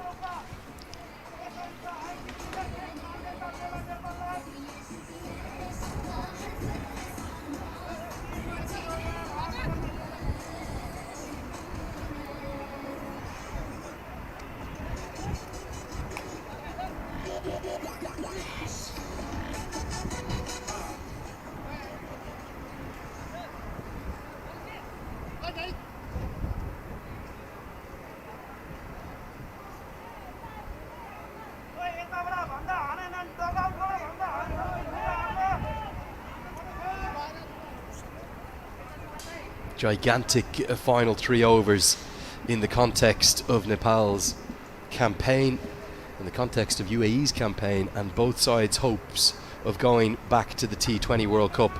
It'll be Junaid Sadiq with all his death bowling quality to bowl 18 and 20.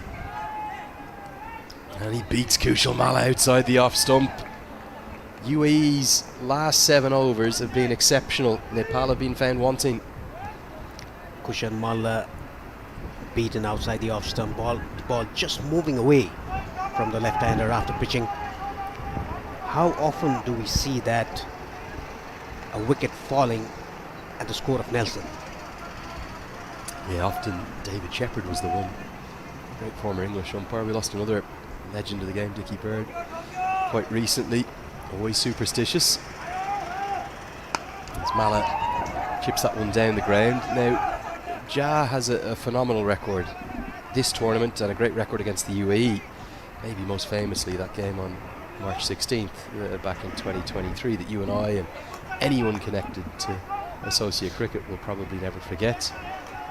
He hit 20 off an over of Mohammad Wasim, but it's an altogether different prospect against Junaid Sadiq. It is a very smart bowler, Junaid Sadiq. We can see that he's moving the ball after pitching. That is lateral movement for him. Kushal Malla not getting the ball. Very good connection. Jah chips it down the ground. He's hit it pretty well, and he may have it well enough to get to the rope. Yes, that has hit into the rope, and it's another injury, it looks like.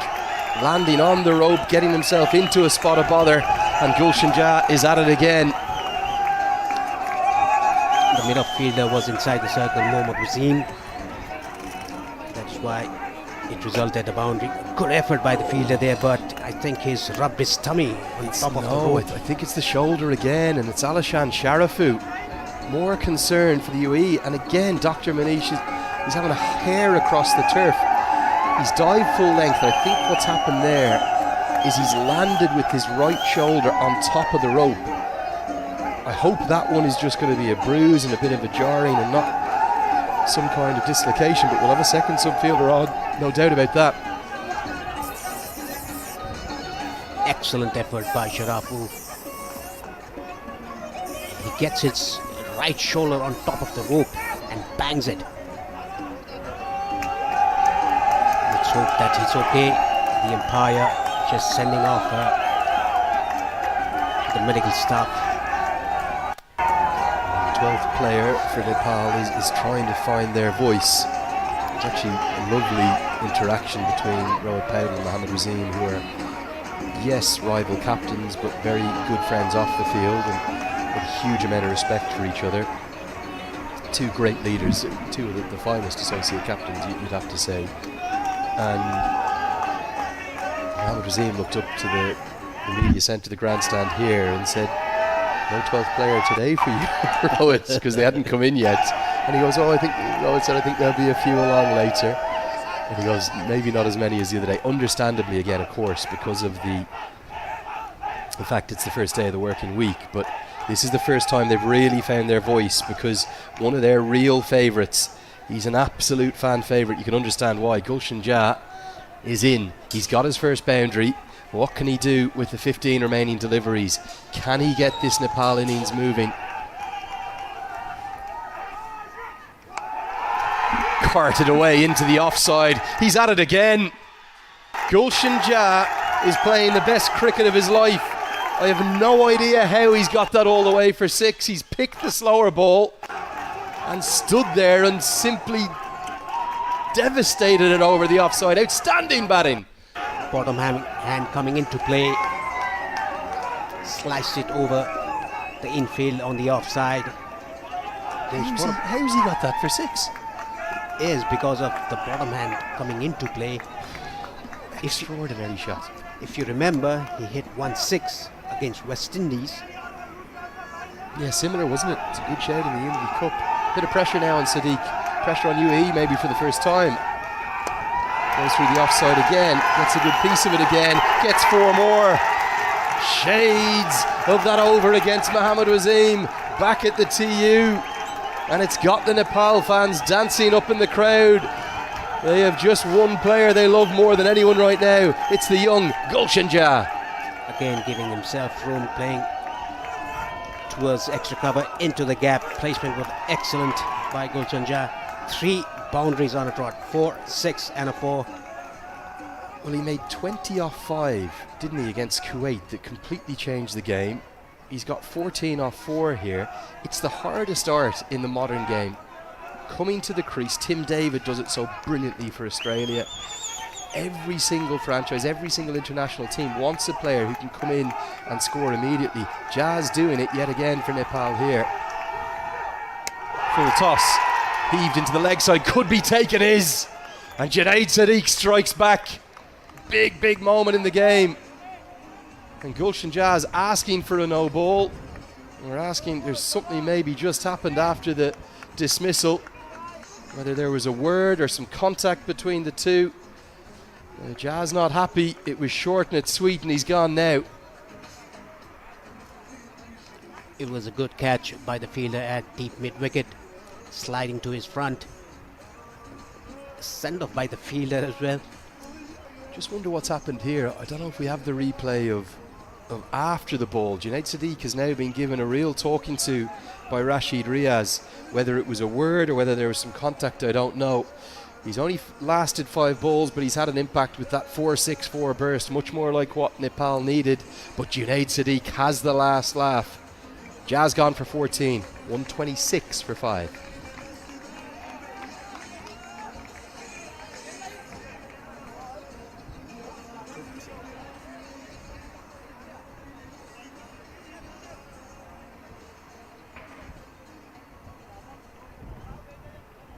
Well, concerning scenes for the UAE. That's 2 of their batters, 2 of their top order batters, that there is an injury cloud hanging over.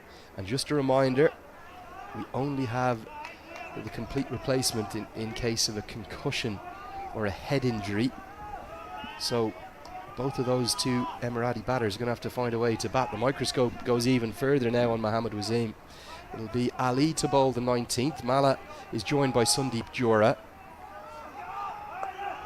Mala's got to find a way to get in on the act now. Helps this round the corner. No timing though, but will pick up a couple. Hasn't really got anything going yet, Kushal Mala. It was a pace off, hitting the deck by Ali. Good change of pace. That is why Mullah didn't time it as well as he'd liked. Only 2 runs off the first ball off the penultimate over. Big 11 balls this. Mala needs to find some boundaries. Ideally, for Nepal, he needs to clear the ropes a couple of times. Oh, good bowling, and it's a little feather of an outside edge. It's going to be the end of Mala. Big celebration for Zahid Ali. I think it was a slower ball, an off-cutter. Excellent catch from Rahul Chopra. And Mala's got to trudge off for a 3rd low score. He's gone for 10. Rahul Chopra has been very good behind the stumps. Slower ball off cutter. There was a bit of turn as well. That is why it took the edge of Kushal Malla. Nepal have got themselves in a tangle. They've lost 2 in the course of just 3 deliveries. Ja, the big one, and now Malla rather forlornly has to walk back. He's gone for 10. It's 128 for 6. Great execution. And definite turn off that off-cutter, like you said, Paresh. I felt this would be an over that Nepal should be targeting with the inexperience internationally of Zahid Ali. And remember, Mohammad Rohid was bowled out earlier. Still have 10 balls left, Nepal, and they still have 4 wickets in hand. Sampal Kami will come to the crease. What can they muster up? How can they find a way to scrap up to 140 or something above that? Again, it's that off-cutter, worked into the offside. Kami, well, Jora wanted the second. Kami sends him back, probably rightly so. The fielder was very quick to the ball.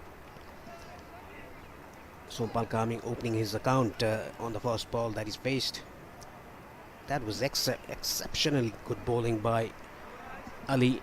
The off cutter, the ball turning like an off spinner, getting the edge of Kushal Malla. Yeah, maybe a few signs for Nepal's bowlers, particularly their spinners, that they'll have some joy in the second innings. But for now, it's all about these 9 balls. Actually, Jora's first delivery he's faced all the way into the 19th over here. Slower ball, pumped down the ground. Kami should get back for the second and will comfortably with the fumble out at long off. Do you think it's been a misstep, almost placing too much onto the shoulders of Gulshan Jah with his form, getting him to the crease so late, Paresh? That is what we thought. Gulshan Jah will be sent as a finisher. That is what he did. Scored 4, 6 and a 4. And it was a full toss that he got out to. I think for me, he's such a good player. He needs to be thought about as more than just a finisher. Yorker attempted and pretty much nailed. Kami thinks of the second, but it's the shorter side of the ground, so it'll just be 1. Credit to the UAE, their fielding, I know potentially it will be quite costly in terms of 2 bodies that could have significant injuries there with Basil Hamid and Alishan Sharafu, but their fielding's been very good, and in general their bowling execution exceptional. The effort the fielders have shown, 2 injuries, 2 shoulder injuries for UAE players. Hope they come to bat. I think Nepal will be looking at it and thinking, if we get Wasim early, we're right in the game. If we don't, we're in trouble. Into the offside. Very elegant batter for someone who's as low down the order as he is, Sampal Kami. Technically ever so correct, the all-rounder. He'll have an important role to play with the new ball too. 19 bowled, 133 for 6.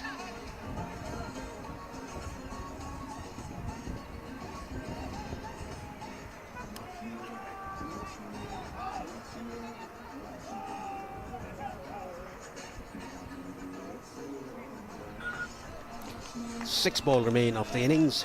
Nepal 133 for 6. It's going to be Sompal Kami on strike. Since this final over is critical, it's almost as though I've been saying that the whole innings. Every part of the remainder of the first innings important, but if Sadiq keeps it to 7 or less, keeps Nepal to 140 or less, I think UAE take all the momentum in. Somehow Kami and Jora need to find the rope. into the block hole and given. It's an inside edge taken by Chopra, who I don't think he was certain about the inside edge because he tried to affect the stumping. And there's been a bit of carry on now. We did see the decision given out. Kami is staying there for the moment. And now Rashid Riaz is saying not out because of a combination of whether it's the keeper himself or maybe the square leg umpire possibly saying that the catch wasn't held. I think the end result is going to be 1 run. And this will make for a fascinating replay.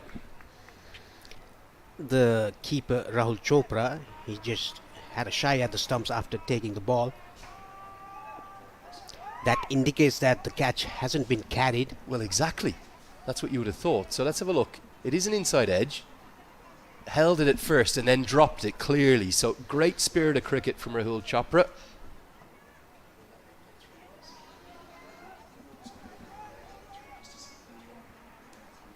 So you feel a bit here for umpire Rashid Riaz because he's been right in terms of the fact that the inside edge was affected. But then what's happened is Chopra's gone so quickly to his left, taking the catch at first, then it bobbles out, hits the turf. Jora runs through for the single. They're appealing, it's given out, and then the throw comes to the non-striker's end. I think at that point, the single is going to count. They end up trying to run him out as well at the non-striker's end. Chaos reigns, and I think a bit of common sense, a good spirit of cricket, both from Rahul Chopra, Mohammad Wazeem on show. They say, okay, we understand the catch has gone down. We're happy with the single being given. And Rahul Chopra reverses his decision, and it ends up as a single, bringing Jora on to strike. All happening in Muscat. Helped into the leg side. Those low full tosses from Sadiq's pace have proven effective, getting the wicket of Gulshan Jan. Batter's not able to get it away. This is excellent bowling by Junaid Siddique. Bowling those low full tosses, it's very hard for a batsman to clear the boundaries with those. Excellent last over. Only 2 singles of the first 2 balls. 4 balls remaining. Nepal 135 for 6. Going very deep in his crease. Look at that. Has to be careful.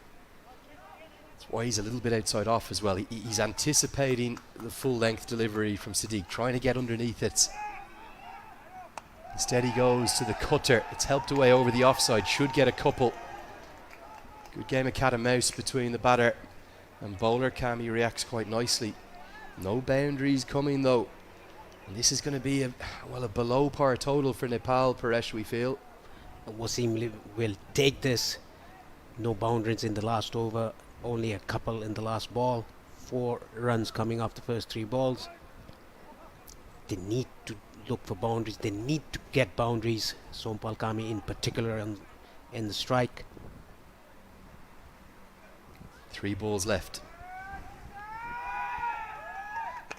Brilliant bowling. It's an in-swinging Yorker. All Kami can do is dig it out. 1 more single to the total. It's such a huge game, this, not just because they're rivals, Paresh, but the winner of this will feel as though they almost have 1 step onto the drawbridge of the plane to head to India and Sri Lanka. The loser is looking at the remaining fixtures and going, we probably can't make another mistake. Very true, Lenny. The 2 teams carrying 2 points into the Super Sixes. This is an excellent over by Junaid Siddique. Brilliant skills from the big fast bowler. Goes short, goes wide. Oh, gets away with it.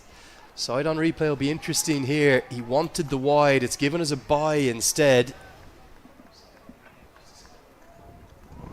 Was that too short, Paresh? I'm not talking about a wide on width. I think it was inside the guideline, but did look quite short, and Jora is short in stature. This is good variation by Junaid Siddique. That's fine. Great umpiring. That's why he's down there. That's why I'm up here. Exceptional. Yeah, really good umpiring from umpire Mucko. Correctly given as the bye. Brilliant Yorker. Going to miss the leg stump, but it's been a showcase in death bowling of the highest quality from Junaid Siddique. Nepal will have to be satisfied with an even 140. They won't get any more. They probably don't deserve any more because the UAE have been exceptional. The big concerns for them are those 2 shoulder injuries to Basil Hamid and Alishan Sharafu, both top order batters. We're not sure whether or not they'll be able to play a full part in the second innings. We'll try and get you an update on that in between the 2 innings.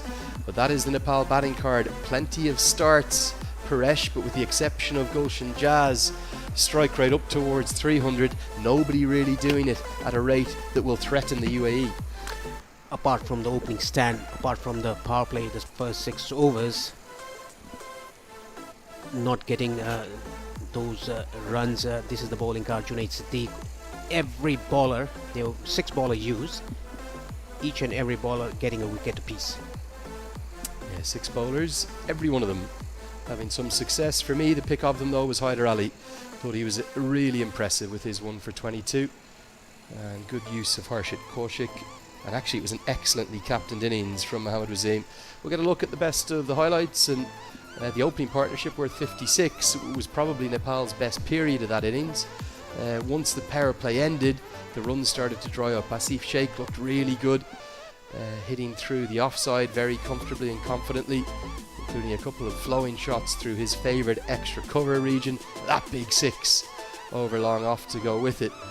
But then the fight back started to come, and it wasn't necessarily a fight back in terms of many wickets, as Kushal Bertel got that one over the leg side. This was the LBW decision, the first one to fall, but they kept things really tight, and Asif Sheikh just went into a bit of a lull, couldn't get things going. That was the one that maybe could have been given as 6 but was given as 4. Rohit Paudel only found the 1 boundary, and you'd have to say that Nepal are shy of where they'd like to be.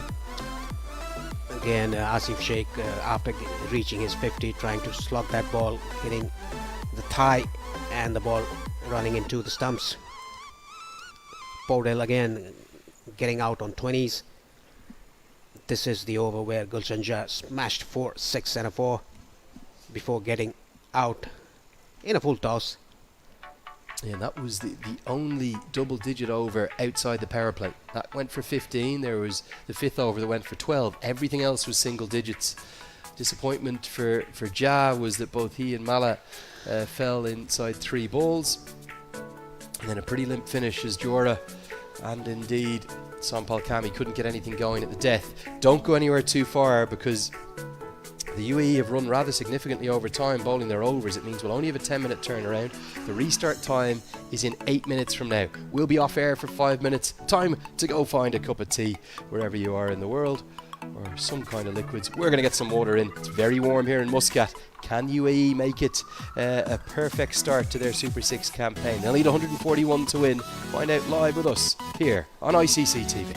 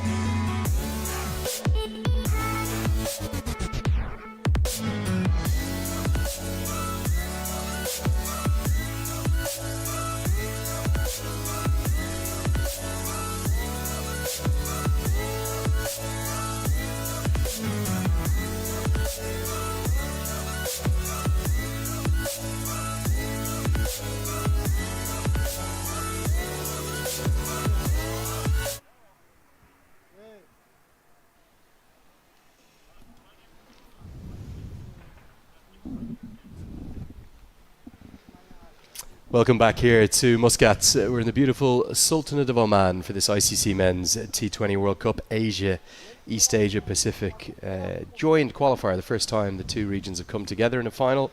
We're deciding spots number 18, 19 and 20 in next year's ICC Men's T20 World Cup. 17 of the qualifiers have been decided. All 12 full members have got there this time. They didn't 2 years ago.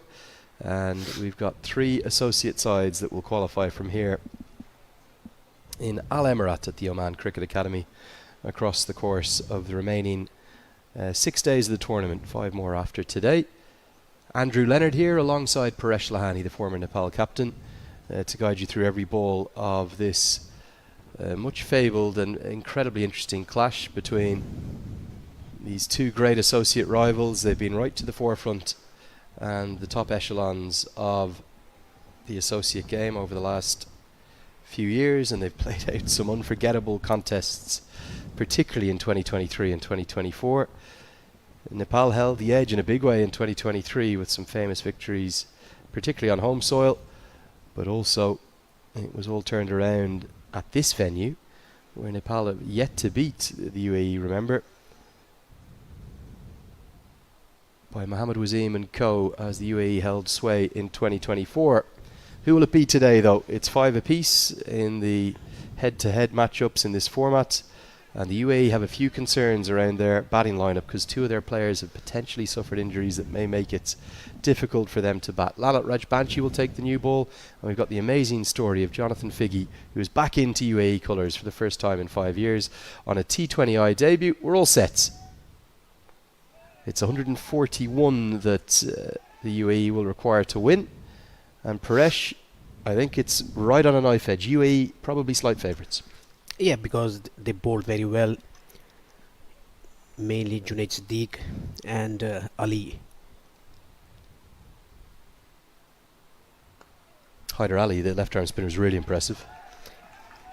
The economy rate of Hyder Ali was around under 6 runs per over, and taken a wicket as well. All 6 bowlers used, picked up a wicket. Gulshan Jah again, the only one really to get the strike rate needle moving for Nepal, but he could only make 15. It's left the cardiac kids, as they're often called, or the rhinos, or whatever nickname you want to give the men from the Himalayas. It's left them in a spot of bother. Now, they have fielded and bowled really well throughout the tournament. Particularly their fielding has been outstanding. And they've got a man who's on his T20I debut back into the team. Got a couple, I think it was 5 ODI caps as a teenager back in 2019-2020. And he's been given the nod in one of 2 changes in this UAE side. 3 dot balls to start. And you can make it 4, and that's a fascinating turn down of a single. That's Mohammad Wasim saying, I'm not running one quickly in the circle here against this Nepal side.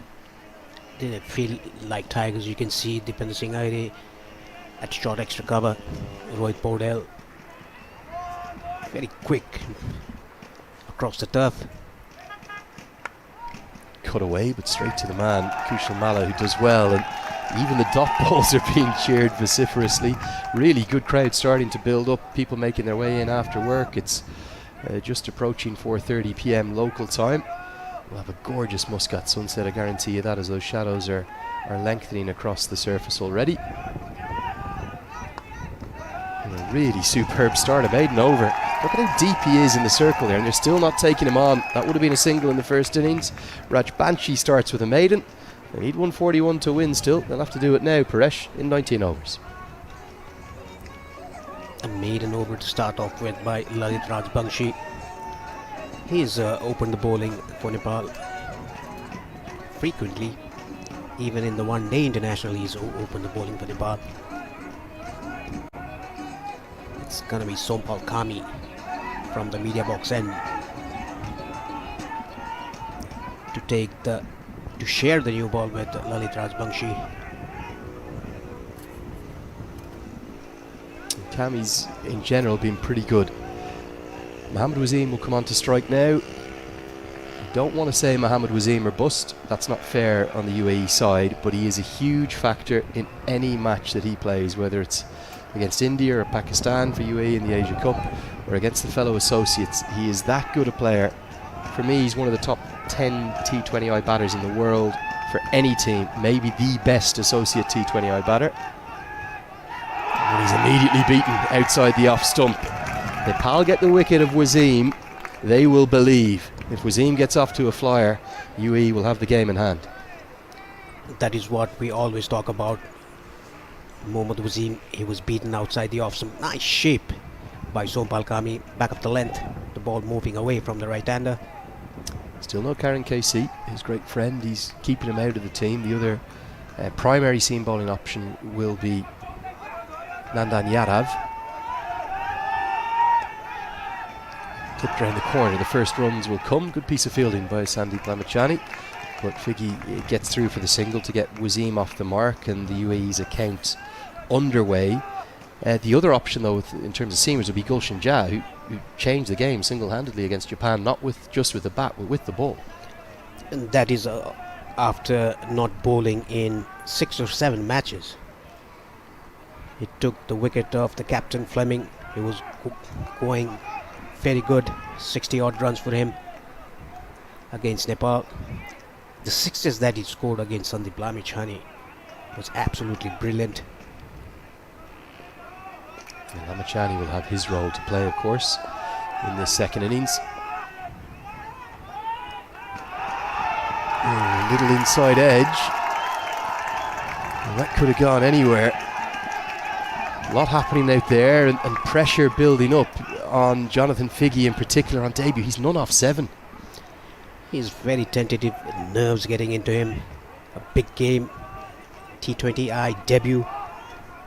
And Jonathan Figgy, he's looking a bit restless in the middle.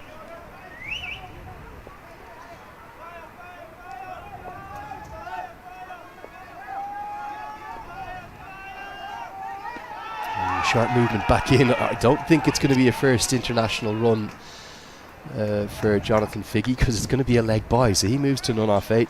Always have to thank Paul Radley of the National Newspaper for all of his focus and features on all of cricket across the Emirates. But speaking with him this afternoon, and he was explaining to me what a prodigious talent he was in terms of coming through the UAE school system, so much so that he earned himself a scholarship at the Winchester College, and then at the age of just 18 debuted in ODI cricket. Got him. Mohammad Wasim is gone, and just look at these celebrations. Bertel holds on to the catch. The fans are going wild, but Nepal's fielders are all in exuberant celebrations. They know how big that is. He's the record run scorer at this ground. He's gone for 1. It was a back of the length delivery by Sompal Kani. Tried to pull that straight to Kushal Bhurtel. Look at the celebration of Kami. He's really pumped up getting the big wicket of Mohammad Wasim. He has to depart for 1. Massive wicket, massive moment in the match. The skipper's gone. He looks down at the toe of the bats. Caught by Bertel for 1. It's 2 for 1.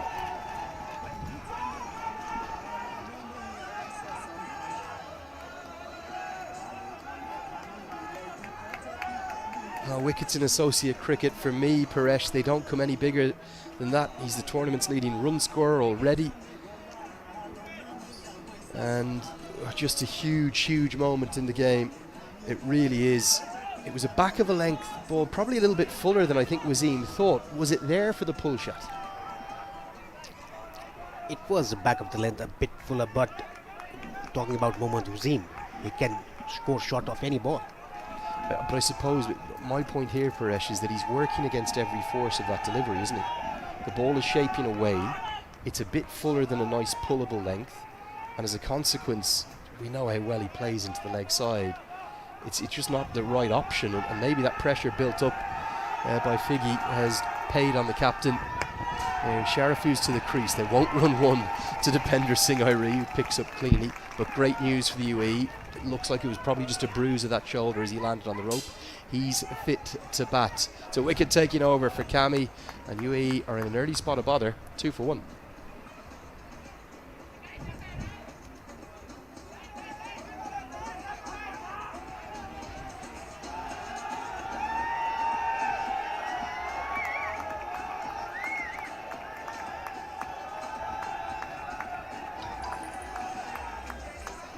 a bit of irony, isn't there? I was telling that little story of Mohammed Wasim saying, where are the 12th player for Nepal today? He was only having fun, so please don't get stuck into him on social media with Throw a Paddle. They are great friends, the two of them. And didn't they celebrate stridently with that incredible moment? Big wicket. Dipender Singh Airi will replace Lalit Rajbanshi. Pressure comes on Jonathan Figge. He just can't get anything away. None off 9 in a T20I. Dipender Singh Airi, as usual, right on the money, right on the spot. Scored a century in the ICC Under-19 World Cup, as he will finally get a T20I run to his name and probably breathe a deep sigh of relief. You can almost visibly see it, can't you, at the non-striker's end. He can catch up, and he's a very special young player, but he's just finding it difficult. It always is a step back up to international cricket. He opens his account on the 10th ball that he's faced. 9 dot balls before this. Played a maiden over the first over. Bit of nerves for Jonathan Figge. Airi quietly has bowled exceptionally well, not just here, but in that Unity Cup against the West Indies, the series victory, that historic series win. Probably not quite getting the runs he would like at the moment, but his bowling and his fielding's better than it's ever been. He's a big part of this Nepal side. Just trying to give himself room. Sharafa opens his account with a single down to long on. UAE under pressure because the big wicket of Wasim, the captain.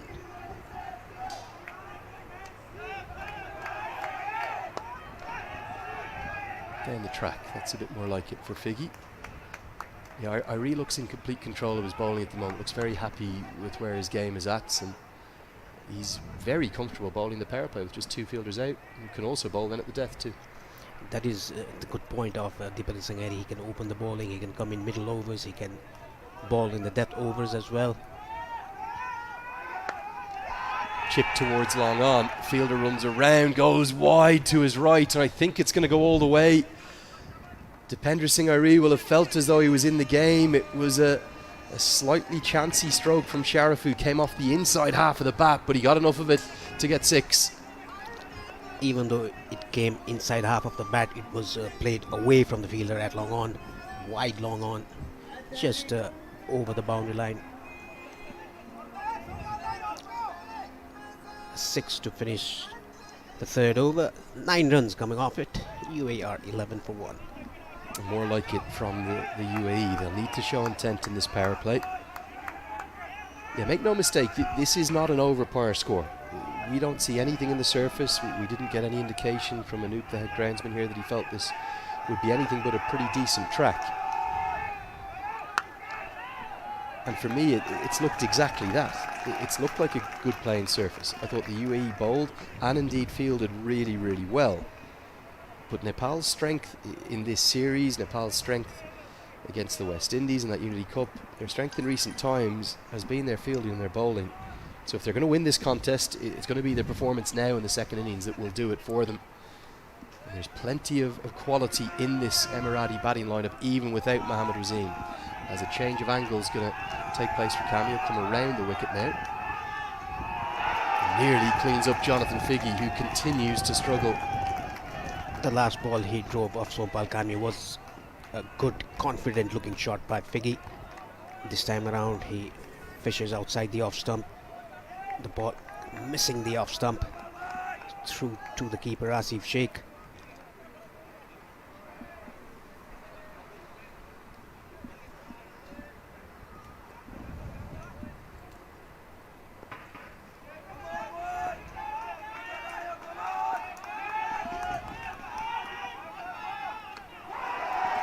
So nearly cleans him up.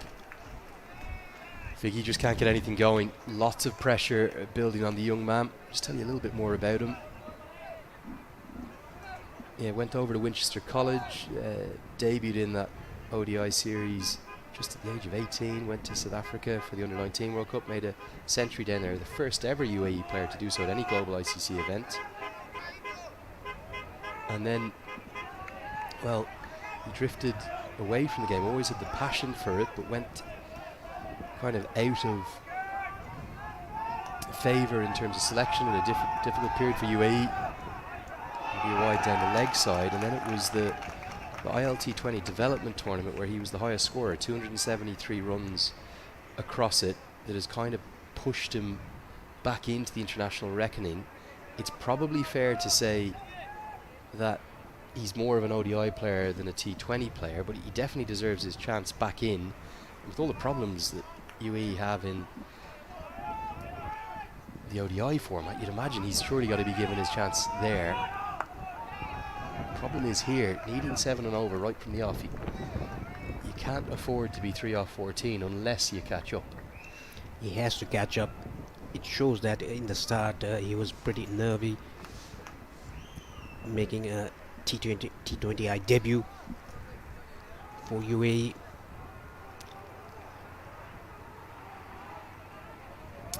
Both him and Ethan D'Souza, who's a great friend of his from the Abu Dhabi Emirates. Another one that Figgy's missed out on and not given as a wide. Was there some contact with something there? 3 off 15 now. He has to get a move on. The current rate is under 4 runs per over. The required is getting bigger, almost 8 now.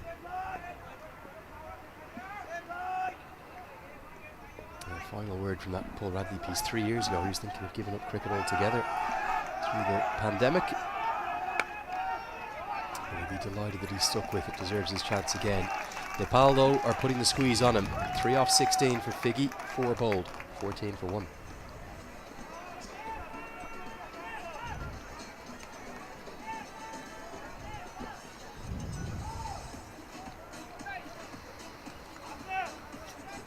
We had 9 group games. We'll have 12 Super 6 matches. We had one this morning where Oman beat Qatar.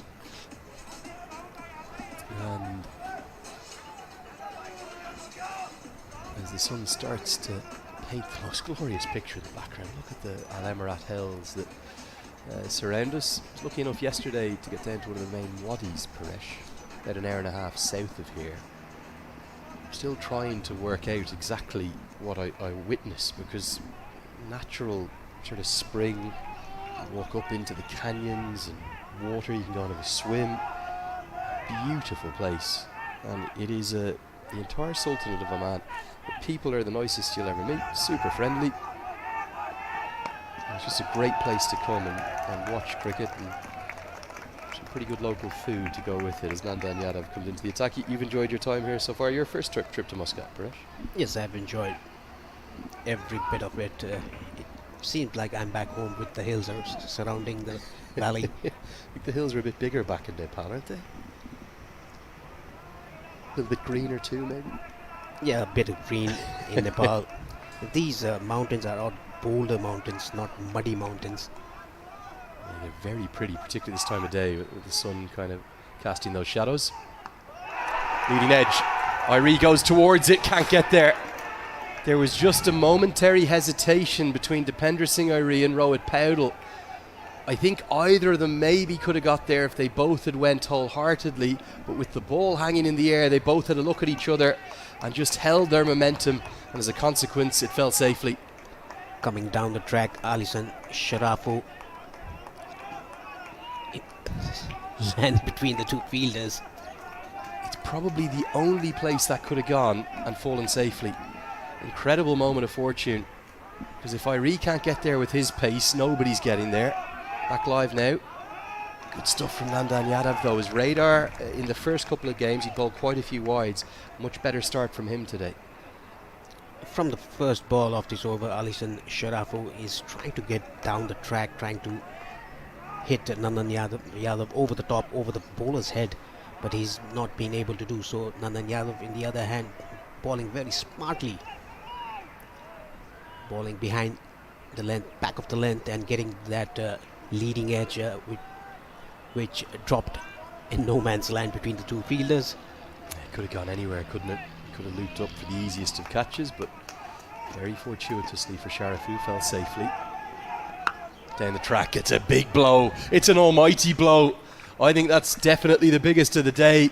Probably one of the biggest of the entire tournament. Plonks it up onto the roof of the pavilion. A dance down the track. And Sharafu, showing no ills from that shoulder injury, hits his second six. It was a leg cutter bowled by Nandan Yadav. Nicely picked away down to long on. Wide long on, that is. Over the pavilion's room. A lovely noise off the bat, wasn't there? Don't have the stump mics in place. You won't quite have heard it as clearly at home, but a real beautiful ping. Tries to repeat the dose, but goes down the ground instead. Good batting, dancing and attacking Nandan Yadav. Back-to-back boundaries, 6 and now 4. This is batting with intent. Coming again down the track, hitting it straight towards the side screen. Ball rolling off the carpet. 6 and a 4. A good looking over, turning out to be a good looking over for UAE. Amazing the small margins, isn't it? That leading edge could have popped up, he could have been gone for 8, but instead he's decided to stop being tentative and start to attack. Pressure now on the young fast bowler.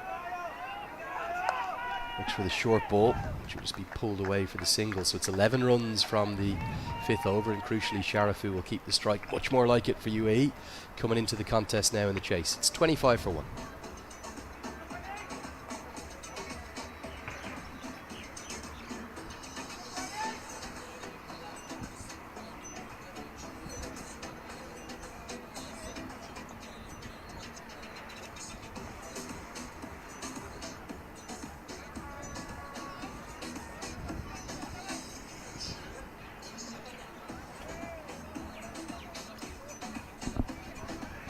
A reminder, we've got action this evening as well under the floodlights. Floodlights will kick in for probably the very latter stage of this chase as we just peak past, or peak up to 5 o'clock local time. About 1:45 right now. Sun tends to set around 5:30, 5:45. Lalit Rajbanshi has bowled a maiden from his first over. He'll have a change of ends. Be interesting to see if Sharafu continues to attack in this 6th and final over of the power play. Only 2 fielders allowed outside the 30-yard circle still. Long off and deep backward square out. Big ring of 4 fielders on the offside, led by Dipender Singh, who fielded that one. That cover. Sharafu is the big wicket, the next most prized wicket now. Again, can't find the gap and straight to the fielder. You can sense he really wants to go at it this over, Paresh. Giving himself room. Sharafu wants to pierce the offside field. There's no fielder outside the 30-yard circle in the offside, square of the wicket. Decides to stop. I think he missed his mark. Again, 2 dot balls in the first 2 balls. Nepal, they have to pick up wickets in regular intervals. Pulled away. Down to mid-wicket, a boundary. Good looking shot by Sharafu.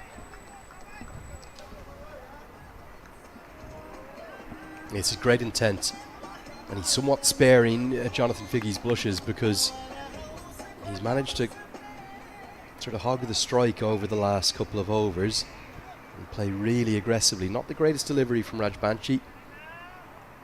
Rarely bowls 2 bad ones in a row. Sharafu getting into his work, 23 off just 14. They will not take on Dipender Singh. We've seen that trending all over social media, haven't we? There's 2 rules with regards to playing against Nepal. Don't run a single to Dipender Singh. Number 2, listen to the first rule. Down the leg side, and a miss stop from Asif Sheikh is going to cost 5. That should be given as 5 wides, and indeed is. Maybe a bit lethargic and tired from his batting effort.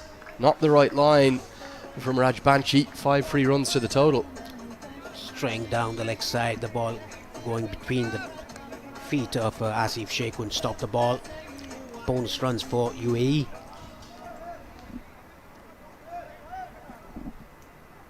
Already 9 runs of this. A good big back-to-back overs for UAE. The last one bowled by Nandan Yadav, and now Lalit Rajbangshi, the first over that he bowled was a maiden.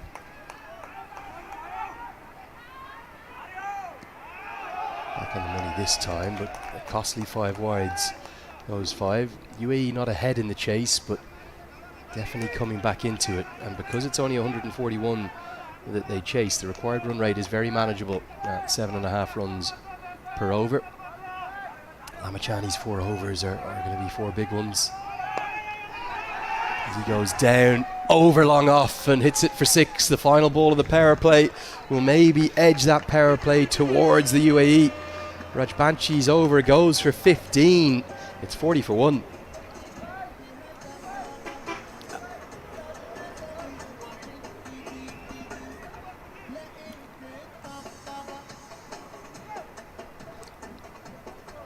This is the power play highlights. Sompal Kami getting rid of Mohammad Uzim, a big wicket. After that, Alishan Sharafu came in, hit some lusty blows.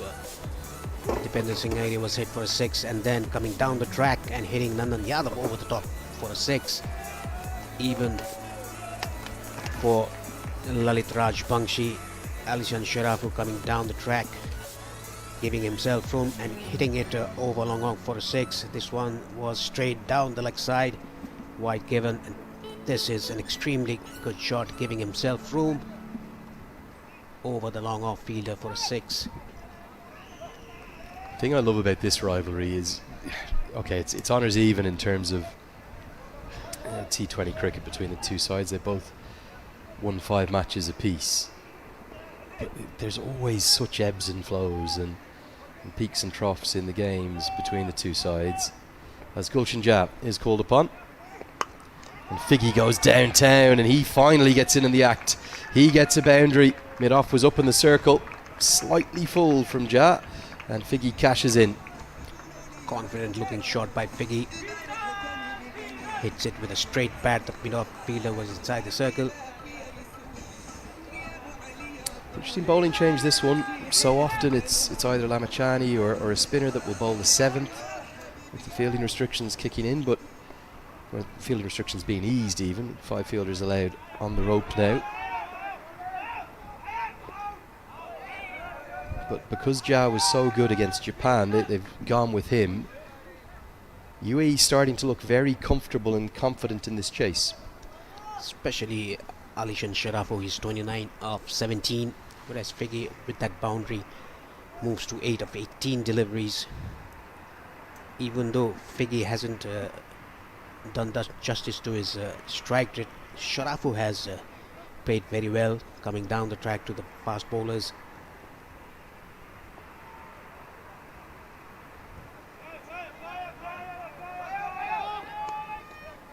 Worked into the leg side, should just be the single as Sharafu just pulls up a little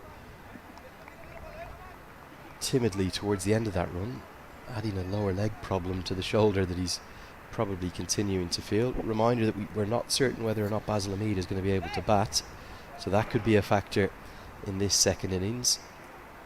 Nepal are going to have to bowl well to even find out whether or not that's the case. I would imagine that Lamachani is chomping at the bit to get into the game. You would expect him to probably bowl from the media centre end, not where Jah's bowling from now because of the bigger leg side boundary for the right-handers today. And is it a case of waiting for Figgy to be dismissed to turn to their wrist spinner? I think actually it doesn't matter if there's a left-hander at the crease. He's a class act, Sandeep Lamachani. He can bowl to both right-handers and the left-handers. It is a factor though. We've seen those 2 6s into the leg side, both exploited that shorter boundary up towards the pavilion from Sharafu, so that's maybe one of the factors as to why Jah has been called upon from this end. Good delivery from Jah, and does well off his own bowling to keep it to a dot ball. 7 runs of this over so far.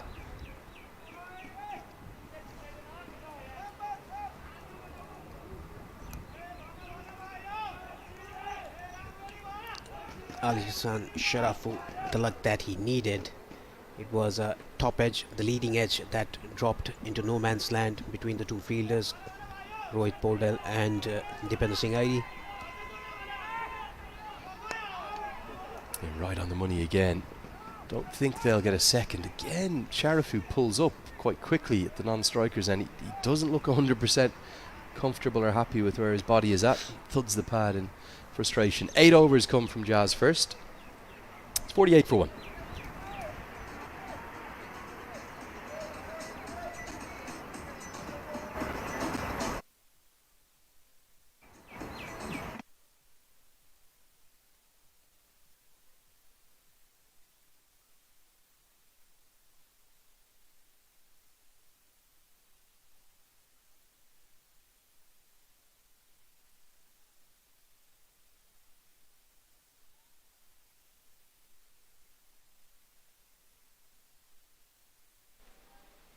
Well, here we go.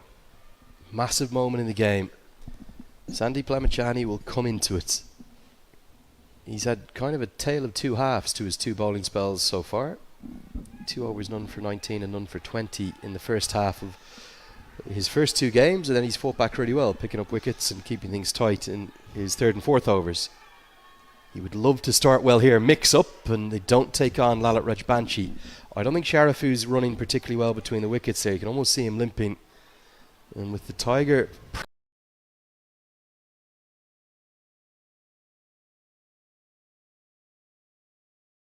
cover as well, we're just going to change the fielder. Rajbanshi will be taken out a point. They got Gulshan Jha in there for a bit more movement. Don't rule out a run out at some point. We've already seen 2 spectacular direct hits from Irie. Oh, and a great diving stop is going to save a single. It's Irie again. He's always in the game. Even if there's an overthrow chance, they don't run in front of Irie. Incredible, isn't it? He didn't collect that cleanly and still was able to prevent the single. Big matchup this one, Lamachani to Sharafu. You just sense that both cricketers have no shortage of confidence. They have a bit of swagger to the way in which they play their cricket, and they'll kind of want to take each other on, the leg spinner and the right-hander. That is what Sharafu is thinking. He wants to play Sandeep Lamachani over extra cover. That is what we saw, the 2 balls that he faced earlier. Googly immediately and helped into the leg side, but just 1 bounce to Sampal Kami, shorter side of the ground there. Kendall Fleming, the Japan captain, took a real liking to Lamachani, and he's got a few questions with his bowling to the left-handers of late. He just gave a bit of air to Fleming. That is why he was struck down the ground a couple of times. 50 comes up. This has helped miles over the offside. That's an almighty strike. Here's a class act, Dalashan Sharafu.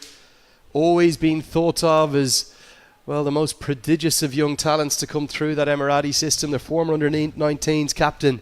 Well, he wins part 1 of that battle with Lamachani. It was hit on the up, giving himself room, hitting it over extra cover. Superb strike. Here's the googly. You knew it was coming after the leg break was smashed down the ground for 6, and Sharafu read it very well indeed. He's dominated this partnership. He moves to 39. It's 57 for 1.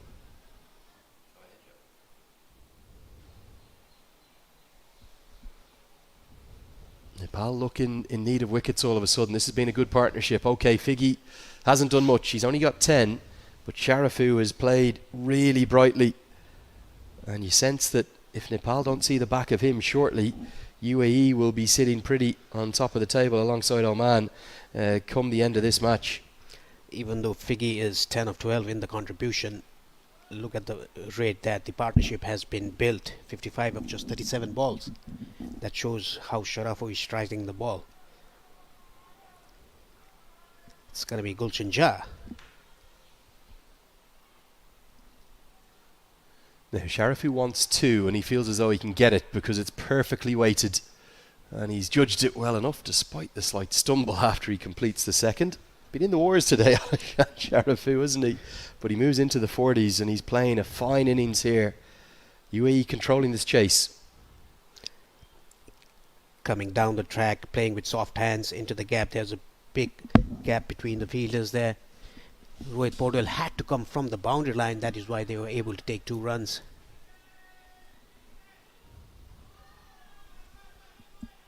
Good diving stop from Rajbanshi. Won't stop the single, but does enough to stop the boundary.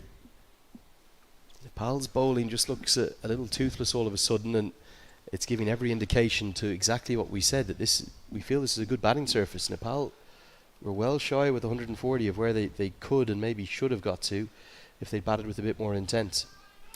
It all started in the middle overs for Nepal.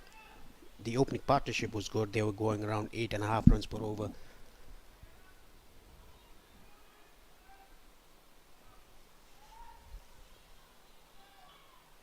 Chipped in the air and chipped shy of long on.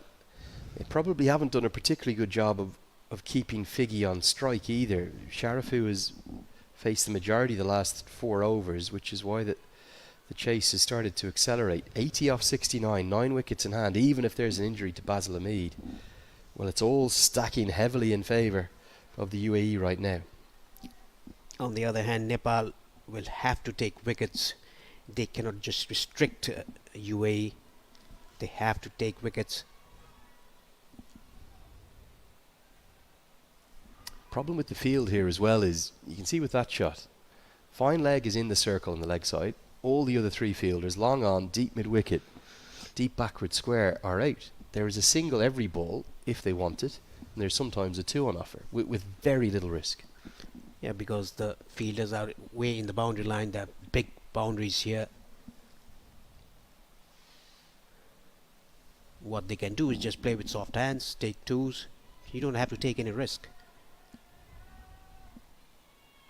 Off cutter, pulled to the deep, will be a single, and the required run rate has come down from the peak of well over 8 and over at points of this chase. It's less than 7 and over needed. Nepal have to change something here, and they're going to have to maybe take some risk. Rohit Paudel has thinking to do. Where's he going to turn? Does he try to get Kushal Bertel into the game, who probably hasn't had the best 2 games with the ball? His strike rate is pretty good in T20 eyes, Kushal Bertel.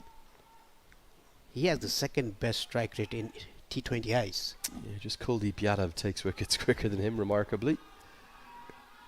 Better line. Prefer that line, and Kami can't quite cut it off. They still will get the single.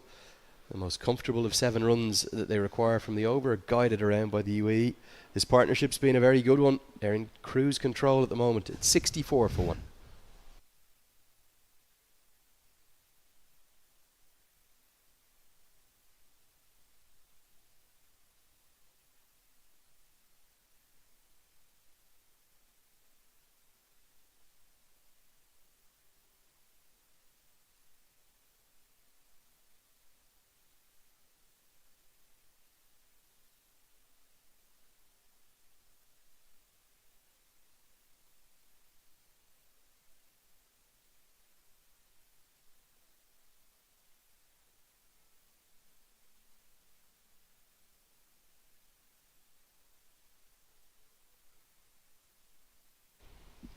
Lamachani will continue. Big over this one. Starts with a leg break. You sense if Nepal don't get a 2nd wicket before the drinks break here, UAE will be very satisfied with the first half of this chase. They will be very pleased. Even though Mohammad Wasim got out cheaply, Sharafu has done what Mohammad Wasim would have done.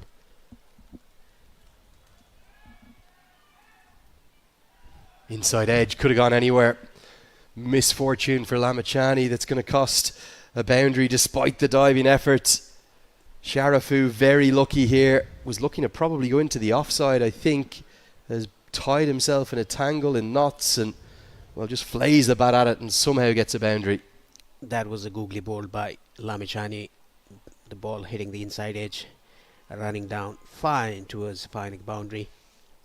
Sharafu moves to 48 of just 31 deliveries. Again, Sandeep Lamachani into the expensive side. Googly again trying to wrap that front pad, but with the boundary early in the over, UAE will just be happy to nudge it around. Floodlights have just come on for the first time.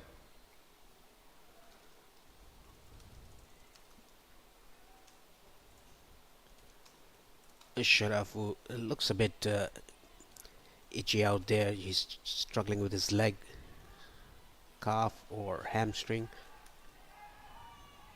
Goes with the googly, and Lamachani does well off his own bowling. It's a run saved. Nepal fans are just appearing very nervous, the ones that we can hear in the crowd. 9 wickets in hand, halfway to where they require to be at the halfway stage, UAE. They have this game in complete control.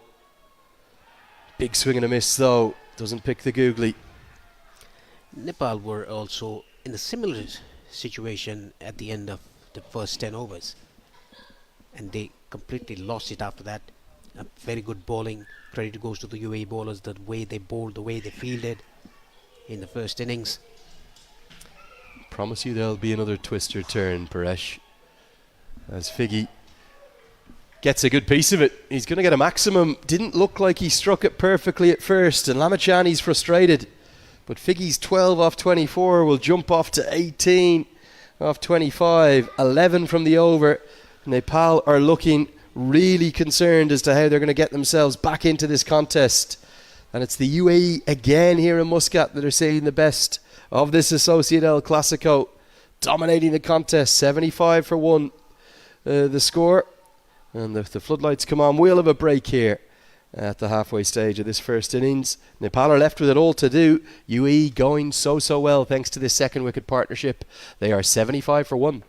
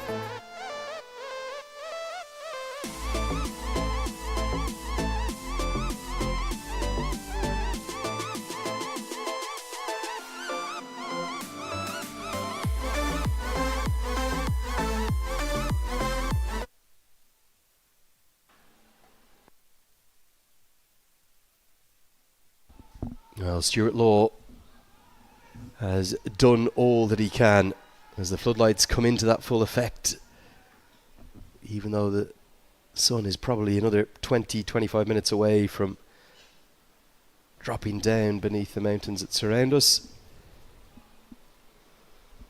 It was a much more animated Stuart Law than it was a Lalchand Rajput. Remember that the losers of this game, of course they can still qualify for the World Cup. They've got 3 games left. They have 2 points to their name, even if they lose. You see those floodlights into full effect there. They leave themselves in a precarious position. Slip up again, and you're relying upon net run rate most likely, with a maximum then of 3 wins. And both of these two sides will still have to play Oman. Remember, the hosts who are sitting pretty at the top of the table, having played 2 and 1-2. So it's not going to be spin. You're not wanting to bowl the spinners much from this Oman LNG end of the ground, as Nandan Yadav will come in for his second over. Alishan Sharifu has been really impressive, hasn't he? Just at that one moment of fortune, Paresh, with the leading edge that fell agonisingly out of reach. If they don't get him out shortly, Nepal, your Nepal team, they're going to be surely going down to a defeat here. UAE in full control. Yes, UAE in full control, 75 for 1 in the 11th over. 66 more required of 59. That's easily gettable. You have 9 wickets in hand. Just that Nepal, they have to take wickets now, especially Alison Sharafu's wicket.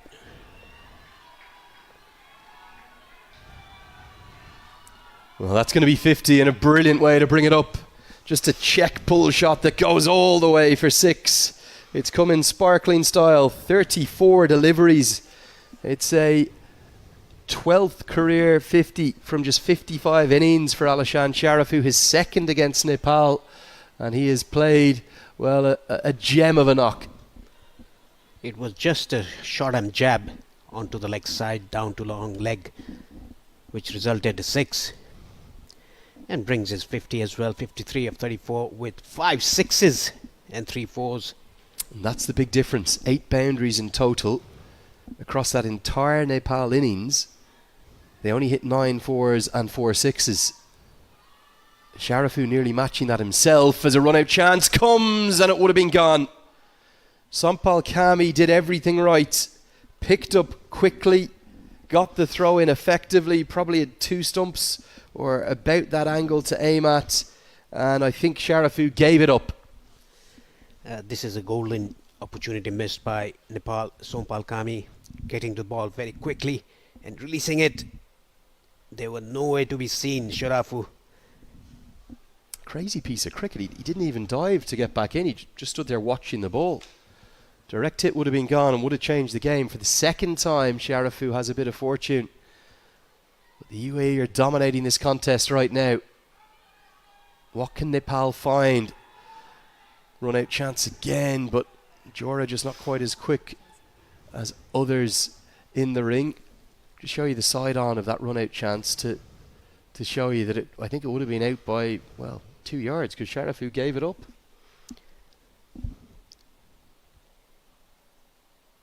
Trying to guide that down to third man. Really strange he doesn't put in a dive there. I think because of the shoulder injury Yeah, that he possibly. possesses. Good shout, actually. Bit of self-preservation, just preserving the body. But can Nepal build a bit of pressure on Figgy? Beats the outside edge. Good length. That's the first time we've seen that length hit by Nandan Yadav. More like it. Nepal being a bit off with the ball for you? Yeah, they've been bit off again. Sandeep Lamichhane getting hit for 20 runs off his 2 overs. That is what he was hit earlier in the group stages. 19 against Kuwait and 20 against Japan in his first 2 overs. Yeah, it's good point actually, that Paresh. All 3 games now. First 2 overs have gone around the park. Now he's fought back wonderfully well as Figgy declines the second, and rightly so, because it's Dipender Singh with the ball. I think UAE have probably watched those first 2 games and they know their opposition well. They're just not taking any risks when he's about.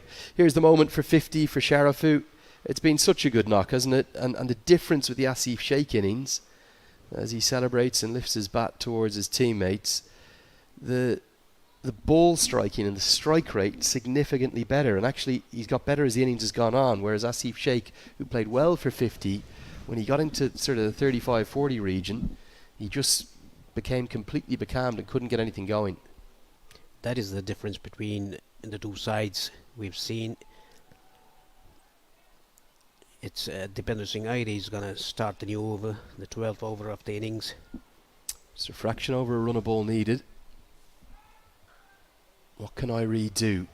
Can he find a moment of magic?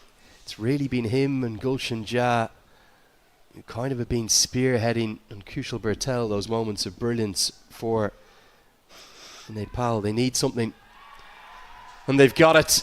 It had to be Dipender Singh into the game, into the attack, and into the wickets. He ends Figgy's rather tortured stay at the crease. Good glove work from Asif Sheikh. You sensed it was coming, and it's the Tiger again who impacts the game, not in the field this time, but with the ball. Gives Nepal something to work with. It was a flatter delivery. The batter coming down the wicket, trying to hit that ball, completely missed it, and a smart glove work by Asif Sheikh. Quick one as well. Perplexing shot to try and use your feet to a man who is so flat. Does get a big pat in the back. Remember, he played a big role in that partnership, but it wasn't necessarily the greatest T20 innings. 19 off 29. He'll have brighter days ahead. But Nepal just have the smallest crack into the window. They'll get into this middle order. It'll be Rahul Chopra to come to the crease at number 4. It's 83 for 2.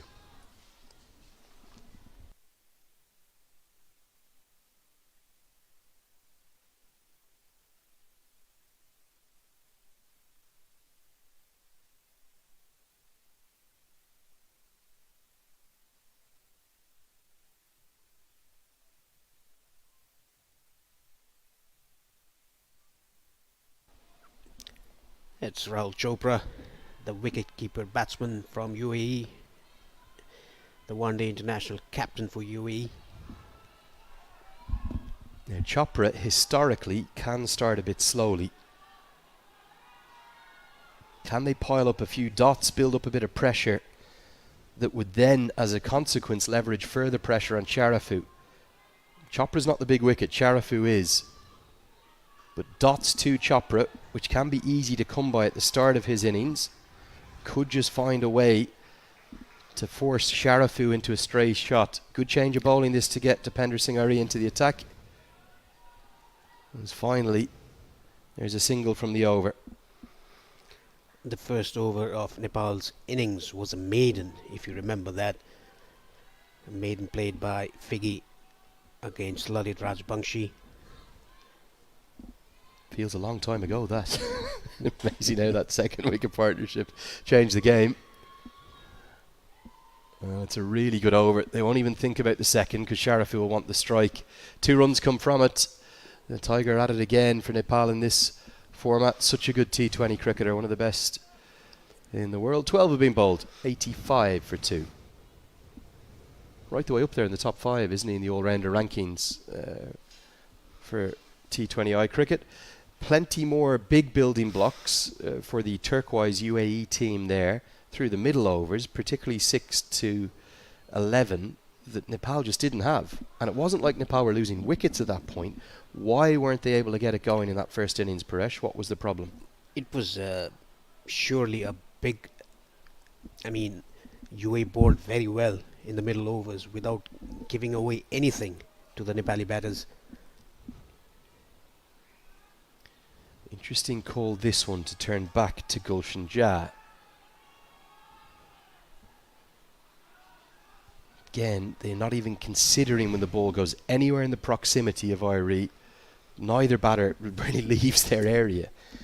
So that's good game awareness from the UAE. This is I'm going to make a rogue call here, Paresh. I think I might have bowled Kushal Bertel here. Big risk or reward call. I think Charafu would have targeted the pavilion, targeted the shorter side. Bertel just has that knack, doesn't he, of getting wickets. This is a slightly more defensive play going with Jah. Again, coming down the track, slapping that ball down to the offside. Yeah, you have to take risks to take wickets. But I think the only way you win this game if you're Nepal is by getting Charafu out in the next over or two. If he's still there in the 16th, 17th, the UAE, with the rate at which he's scoring, should canter home. Nothing ever seems to happen simply between these two sides. It's always a very closely fought contest, but for Nepal, you have to take a risk to find a wicket here. I just think that Bertel X factor, okay, he could get it for 2 sixes and the game could swing further towards the UAE. But 55 off 46 is a very manageable rate with 8 wickets in hand. You have to take chances. You have to bring your bowler whose strike rate is pretty good, second in the world in T20Is. Oh, beauty. That one just came off the surface. First one we've really seen move laterally, possibly hit the seam, chops Chopra in half. I think that was an off-cutter. That is why the ball moved into the right hand. We saw that Ali bowling an off-cutter and getting rid of Kushal Malla in the first innings. Do you feel as though he rolled his fingers over that one? Yeah, yes, good he shout. did. Big moments in the match here. Nepal have to capitalise upon this slow start from Chopra. Swung away into the leg side. Kushal Malla will have work to do and does it pretty effectively. 2 runs saved using the reverse hand style very well. Gets warm applause from Gulshan Jah. That's good fielding. Kushal Malla doesn't look like that he's quick, but he is really quick in the boundary line. Yeah, he's kind of, he almost looks a bit lackadaisical, but he's not. It's just his manner. It's his kind of little Viv Richards swagger that he has. Now, deep mid-wicket goes out as protection. And fine leg comes up into the circle. Again, straight to Irie. How many runs does Devendra Singh Irie save on average in a T20? It's hard to get across if you're not here. It's pretty hard to save so many runs that he's saved till now. In his 80 odd T20 internationals, he's the highest number of, he has the highest number of matches for Nepal in the T20Is. Played more than anyone else. And sometimes, even though he's a real fan favourite, some fans get frustrated with his lack of scoring with the bats. Again, another single save. Good dots from Gulshan Jah in that over. 4 of them, 3 from the over, 88 for 2. He's somebody that whatever form he's in, because of how good his fielding is, and then he'll always give you a couple of overs with the ball. He's got to be one of the first names on the team sheet for Nepal. He is, apart from Rohit Bordel, who's the captain of the side. He comes to bat in such tricky situations. We've seen that in the last 3 matches in the group stages as well. Today also. Who can forget the 6 sixes in an over against Qatar? Yeah, that was something else. Looking forward to Nepal taking on Qatar later in the Super 6 stage. Yeah, hard to know where this game is at. You would imagine that UAE should canter home unless they lose Sharafu very shortly. And maybe Irie will be the one who can find the way past. Sharafu he has. It's Dipendra Singh Irie, and off he goes. The trademark high five into the sky celebration comes. He's a 3-dimensional cricketer. He's impacting the game. He's got the big wicket of Sharafu. Are Nepal finding a way back into this contest? We didn't see the cartwheel or the jump from Dipendra Singh Irie, but what we saw was Sharafu was so frustrated that he hit the stumps with his bat. Oh, I missed that. I was watching Irie sprinting off in celebration, expecting the cartwheel. He will find himself in trouble with the ICC match referee, Mr. Kent Hannam. That's going to be a level 1 minimum, I would expect. Let's see if we can get a replay of that. Just stay with the batter here if we can. Clever piece of bowling. Just skids in. And yes, let's have a look here if we can roll this replay through. Big trouble. You cannot do that, Alishan Sharafu. I'm sorry, I was watching Irie. I thought we were going to get the tumbling cartwheel out again. Instead, we got the trademark high fives with Rohit Powdell.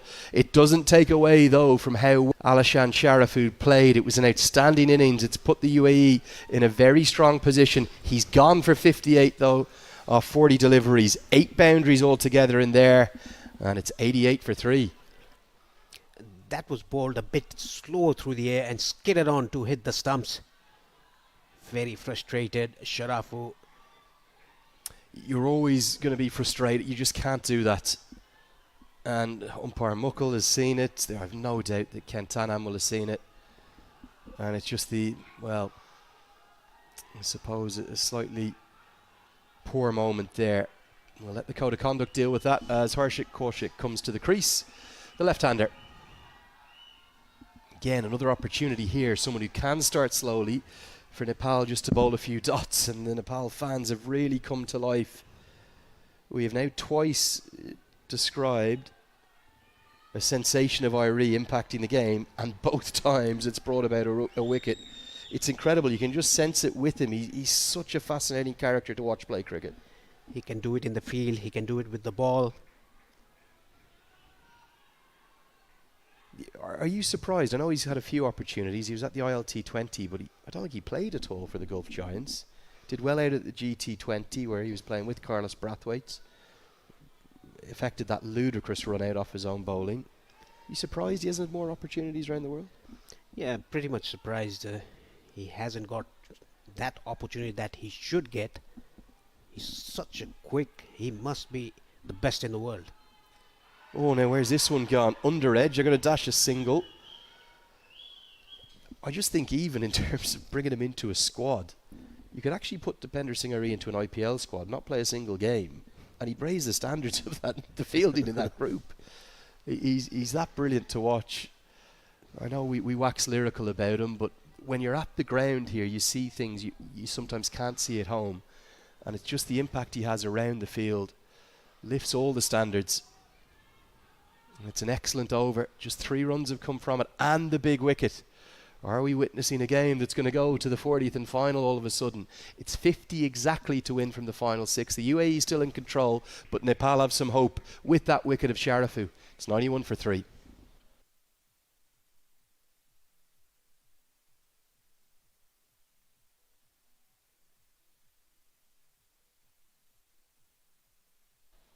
All of a sudden, those run worms are converging, coming neck and neck together.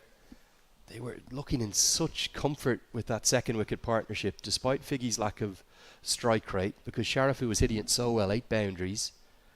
It looked as though the UAE had the game in complete control. Just wonder, will Basil Hamid be able to bat or not? That could be a big factor. Now, Lamachani has 2 left. Still no sign of a Kushal Malla or a Kushal Bertel with the ball.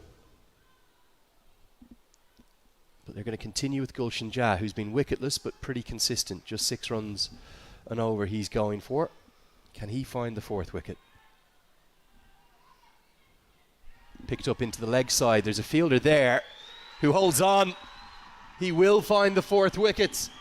Gulshan Jah has had a sensational tournament. That's an excellent catch from Nandan Yadav. He judged that very well. Strange shot from Harshit Kaushik. He only sort of pulled it, and I've no idea how. The Cardiac kids are at it again, turning it around, raising the pulses and changing this contest. A good short ball by Gulshan Jah and a terrific catch by Nandan Yadav in the deep. He jumped then to perfection. Really excited Nandan Yadav. Incredible swing in the game in the course of a couple of overs. This is why we love associate cricket, particularly the Associate El Clasico. Kaushik's gone for 2. It's 91 for 4. And all of a sudden, Nick Pothas and Stuart Law, Guy and Endra Malla start to believe. Basil Hamid does have the pads on. So there is a potential that he will bat next. But he's going to be held back down a place beneath Dhruv Parashar because of the fact that he doesn't look like he's at full fitness.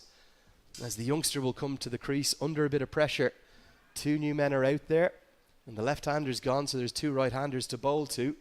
But imagine Sandeep Lamachani is saying, get me the ball. I want to come into the attack and get into this contest. What a brilliant game of cricket, Paresh. Nepal have no right to be even anywhere within the compass of winning it. But now it probably hangs in the balance. It's a 50-50 from here, you'd imagine. Exactly, it's 50-50 between UAE and Nepal. Gulshan Jah taking a wicket in this over. Yeah, guided into the offside. Parashar gets off the mark. He's a very effective batter. I know they'll have concern over Hamid, who, remember, in one of those revenge wins, that was the final of the Dabur Honey Tri-Series. He was the one that iced the chase with that 6 in the final over. So he has good finishing skills if he can get the shoulder moving properly. I just feel it's going to the 20th and final over again. It is exactly going till the end. Probably should have just made that one prediction earlier, shouldn't we? We don't know who's going to win, but we think it'll go all the way. It certainly looks like it's going to be accurate. Just the single worked into the leg side. They won't be able to get back for the second. Jah does the fielding and has help from Jura. Have you been able to put your finger on a little bit like the performance against Japan, why Nepal seem to have had a lull with the ball in the first half and then come back strongly in the second? That is what we've seen in the group stages as well, against not only against Kuwait but against Japan. They were 90 odd for 1 in the 11th over. Japan 97, weren't they? 97 for 1 and cruising along. The captain playing brilliantly. Goes Fuller, crucial dot ball. The remarkable thing about this chase is that somehow Nepal have been able to bring the scoreboard back into play. The reason why: the 12th over from Irie went for 2, the 13th from Ja went for 3, the 14th from Irie went for 3, and this one's only gone for 2 as well. So they've completely applied the brakes, and that was after a period where the UAE were looking completely dominant. Yeah, they were in control when Sharafu and Figgy were batting. Deep third comes up into the circle. Oh, they're going to take on Irie. Run out chance. Oh, would have been gone. And it would have been gone.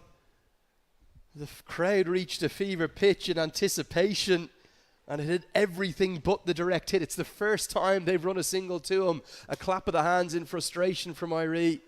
He did everything but affect the direct hit. Hands on heads for Irie. It was a risky run in front of Irie. Shy at the stumps. Direct hit here. I think it was gone. Look at the smile from umpire Muckle. He wasn't even into position yet. That's how quick Irie was. Leg cutter to end the over and end the spell. They're thinking of the second and rightly turn it down. Again, Irie hairs in to guard the stumps. Excellent fielding despite not being able to affect the direct hit. Great spell from Gulshan Jah. 4 overs, 1 for 22 for him. And with 5 remaining, it's 46 required to win. The score is 95 for 4. Gorgeous golden hue here. We just missed the sunset nipping behind those mountains there. It's a special place, the Sultanate of Oman. Would highly recommend sticking it onto your bucket list if you've never had the fortune to visit here. Fantastic people, and the most fantastic welcome you'll get wherever you go, particularly here at the Oman Cricket Academy. Done a phenomenal job. There are fielders sprinting everywhere. Kushal Malla is running about 150 yards across the field from deep cover all the way out to deep backwards square, as the skipper, Rohit Powdle, is going to call upon Sandeep Lamachani. These 2 overs that he may bowl, they could decide the game. In his first 2 contests, he bowled 2 overs, none for 19, none for 20. Then he finished with excellent figures in both cases, including being on a hat-trick on one occasion. Can he make it third time lucky? The figures thus far: 2 for 22, 2 for 25. He'd take either of those now. And he was hit for 19 runs against Kuwait in his first 2 overs, and 20 against Japan, and even 20 in this game as well in his first spell. Yes, such an important 2 overs, these ones. Parashar has long levers, likes playing a slog sweep, and there is a bit of a gap between long on and deep mid wicket. Goes with the googly. Take on Irie. Throw comes in, direct hit. Given! Oh my! He's at it again, and here comes the cartwheel. Nails the landing again. He's the best fielder in the world, in my opinion. There's no one quite like him. It's Dipendra Singh Irie. He missed the first one in the earlier over. Now, this time around, he hits a bullseye and keeps out the cartwheel, lands it safe. It's going to be Chopra who has to depart for 7. He's a freak. It's the only words for him. He is superhuman. Have a look at this. I don't think there's a fielder in the world that creates this as a chance. Chopra went straight away. The throw comes out so quickly, and it might just be out by inches. He was in a great position, umpire Muckle. The finger went up. Chopra frustrated. He's been run out. Nepal are up and about. It's 96 for 5. Unbelievable. Unbelievable fielding of the highest quality. It's the speed of the release that I'm not sure anyone else can replicate. He's so quick to the ball, there is almost no pullback with the throw, and to affect the direct hit from there, freakish, staggering. I'm just once lost for words. That's a freak of nature. What is that called? He missed the last time around the direct hit. This time he hits a bullseye. I can't. That's as good a run out as I've ever seen. I didn't think he could top the one he took earlier in the tournament. He saves the cartwheel and the acrobatics for big moments like that. Oh, it's another. They're collapsing. Basil Hamid's gone first ball. The googly comes out. I'm not sure he was at 100% with the shoulder. This is a fight back for the ages. It's Hamid that's got to go. 2-2. The first one thanks to Irie. The second one thanks to Lamachani. They're dancing in the stands. The team is on a hat trick. 2 wickets in 2 balls. First the run out, and now Sandeep Lamachani bowling that googly, going between the bat and pad, and Mills stump out of the ground. Incredible scenes. This has been a turnaround of titanic proportions. The perfect googly just a little bit out of the side of the hand. You feel for Basil Hamid, his shoulder is gone. I give him great credit for going out there and trying his best, but I'm not sure he should have been batting. And the middle stump goes for a walk. You can see the pain that he's in. We wish him well, but Nepal are just pulling it out of the fire. This game was dead. It was buried. It was only going in one direction.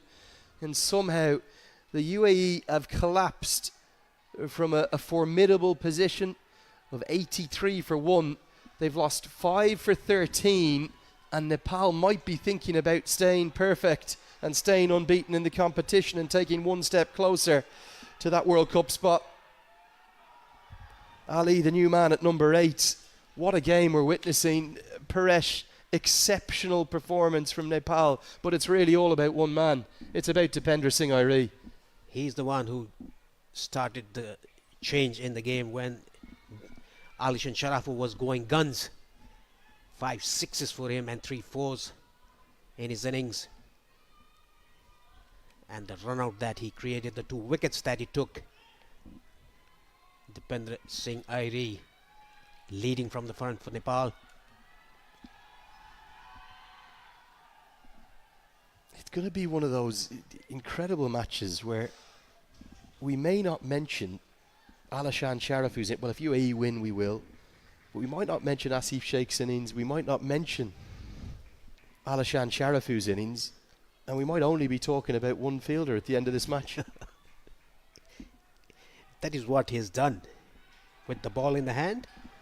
Slip in place, worked into the leg side. Lamachani has his hands on his head and a kick of the turf in frustration. Good over though. 2 wickets come from it, including that exceptional run out. 99 for 6.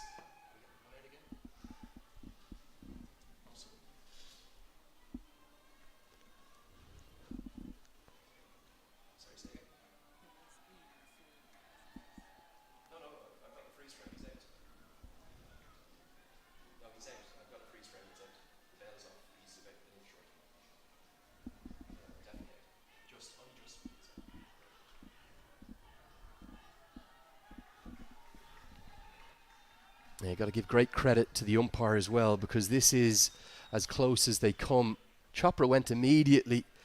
If we slow that down, you'll see that he's only just out. It's about 3 centimetres, 4 centimetres, but the brilliance of the fielding from Dipender Singh Irie has got the decision rightly in his favour. And I've said it again and again. Okay, Glenn Phillips, Ravindra Jadeja, absolutely world-class fielders, 2 of the very best in the world. Irie is right there with them. And Sampal Kami returns to the attack.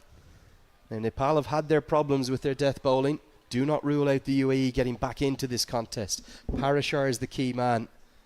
But even Junaid Siddique can clear the ropes down the order.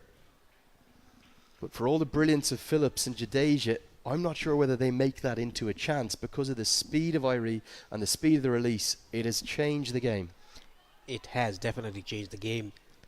It was an attempted yorker by Sompal Kami, the first ball that he bowled in this over. His third one.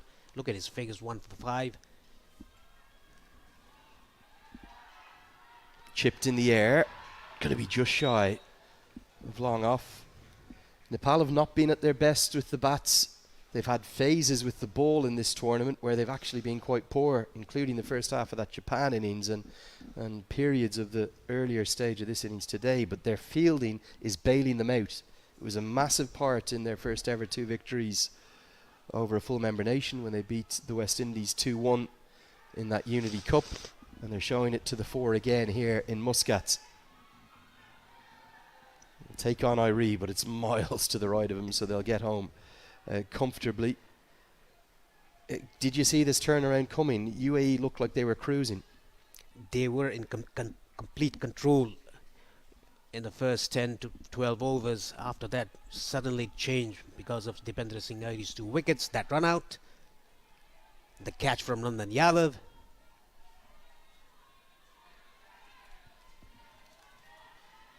Now this is hit in the air and it's hit a long way. We said that Parashar holds the key to the rest of this chase. That's a big hit. Elegant shot to full extension of the arms and it flies over the rope. Big maximum. Yeah, it was a pace-on delivery by Sompal Kami, back of the length. Hit it on the rise.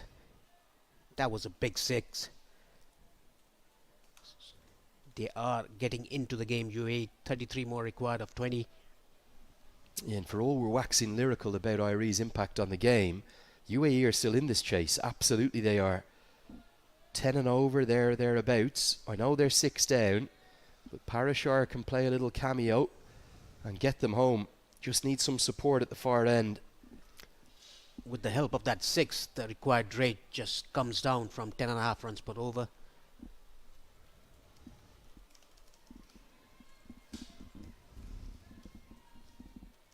This game can swing from any side to any side. Down the leg side, 4 more. Not the right line. Excellent from Parashar. And the UAE hanging about in this chase. Will that Achilles heel of the death bowling for Nepal come back to haunt them? Poor delivery this one. Yeah, straying down the leg side. Neatly done by Parashar. Just flicking it fine towards fine leg for a boundary. 13 runs of this over so far. His first 2 overs were brilliant. Sompal Kami taking a wicket off Mohammad Wasim, the captain. I've seen a few freeze frames of that run-out decision online, and it was out. So great umpiring from Masudar Rahman Mukul. This one's chipped in the air. Should get a couple because it's well wide of Gulshan Jat. Only problem is Parashar won't keep the strike, but a good little counter-attack here, led by the all-rounder. 17 bowled. It's 114 for 6. The game, it hangs on a knife edge.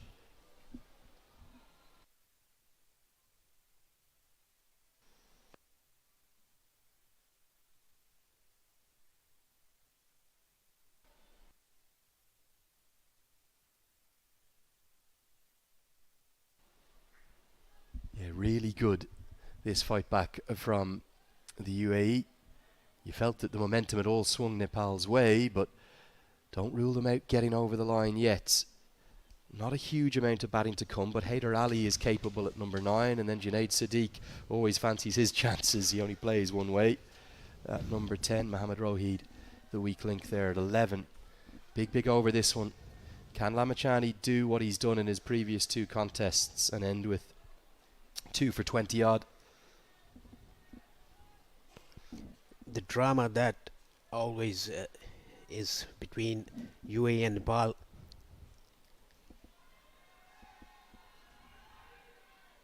Starts with the leg break, and credit to Ali, deals with it really well. They don't think of the second because they want Parashar on strike. You sense that if Parashar can even get through this over, maybe just get 5 singles from it, make it 21 off the final 2, with 4 wickets in hand. They just need to keep Lamachani further wicketless from here. Keep him to 1 for, finish with 1 for 30. I think the game is UAE's to take. For Nepal, they need their star leg spinner, their leading wicket taker, to find wicket number 7. Good batting, very sensible batting. Just played it late, let the ball come into him, and just played it with soft hands into the vacant area and the leg side for a single.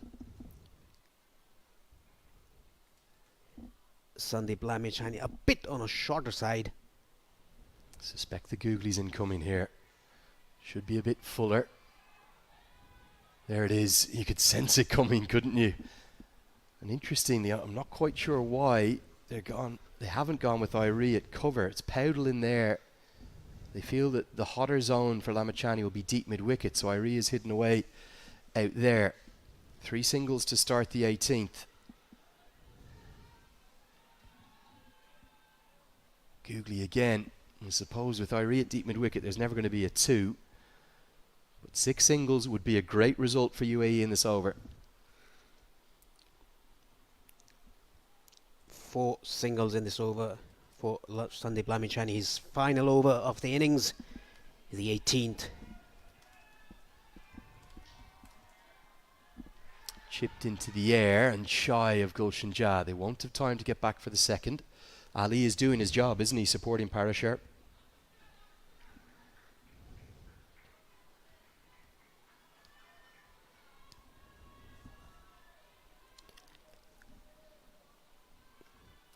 Again, getting hit for 20 runs in his first spell. Dot ball to round out for Lamichhane, but they have kept him wicketless. The only bonus for Nepal is Parashar will be at the non-striker's end. 119 for 6.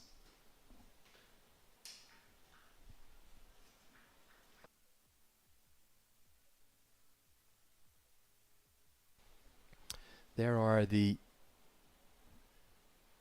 Manhattan charts. You can see it was a tame end, wasn't it? Despite the big over, the 15-run over, the 18th, that was driven by Gulshan Jah.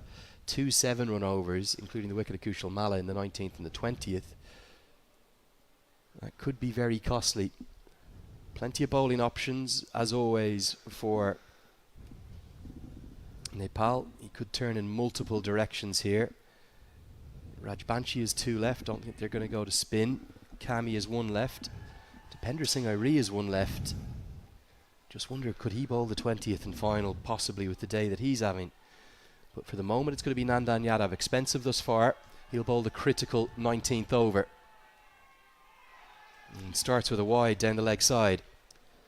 Attempted slower ball by Nandan Yadav, straying down the leg side, just missing his mark.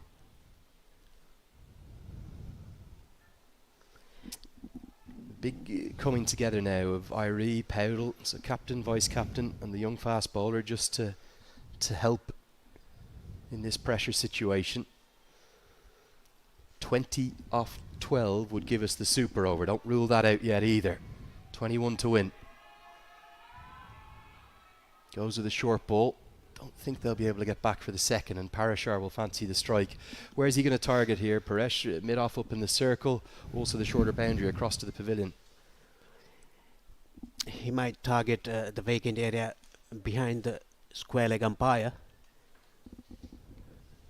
There's a deep mid-wicket, a backward square leg in the boundary line, a short fine, and the fielder in the deep at long on. Now he's sending his fielder towards long off, Dipender Singh Airi. The short third is inside the circle along with backward point. Yeah, fine leg up too. Goes back of a length. They should get through for a comfortable single. What are you comfortable chasing in the final? You probably don't want it to be more than 11 or 12, do you? Yeah, you should get around 10 runs in this over. It's 19 to win off 10, the equation. It's another classic. It's the reason it's called the Associate El Clasico. It is such a fantastic rivalry. I think it's really helped lift the quality and the benchmark of some of the best associate cricket, the likes of Namibia as well. Historic victory for them yesterday over South Africa. Great credit to them. Netherlands, Scotland, USA all flying the flag. But these two, great rivalry, really enjoying it. Goes to the block hole. Going to take on the single. It's Irie again, who at the last second, I think, decides to hold the ball. Probably the right decision. Would have got safely home. Excellent bowling by Nandan Yadav, right on the block hole. Just a single again. This is turning out to be a very good over. The first ball was a wide. Sense of boundaries coming though, Paresh, don't you? You can feel it kind of building up. They'll need at least one boundary from these 3 balls. In a dream world, UAE would love 2. One boundary, a couple of singles gets you down to that 11 or 12 to win off the last. Inside edge could have gone anywhere. Another single. Yeah, he's mixing his length, bowling fuller deliveries, bowling block holes, and bowling it short, not letting the batsman to get under the ball. He always bowls well in the death overs, Nandan Yadav. We've seen him bowl in the Nepal Premier League the first season as well in the death. 17 runs required, 8 balls left to do it. You have to love a thrilling finish.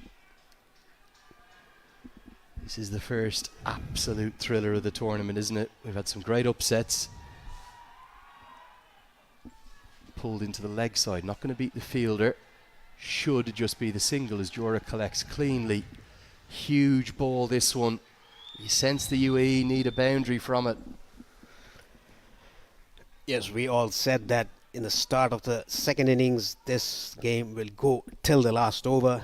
It's surely going to go. It's going to be Dhruv Parashar on strike. He's 20 of 14, good strike rate.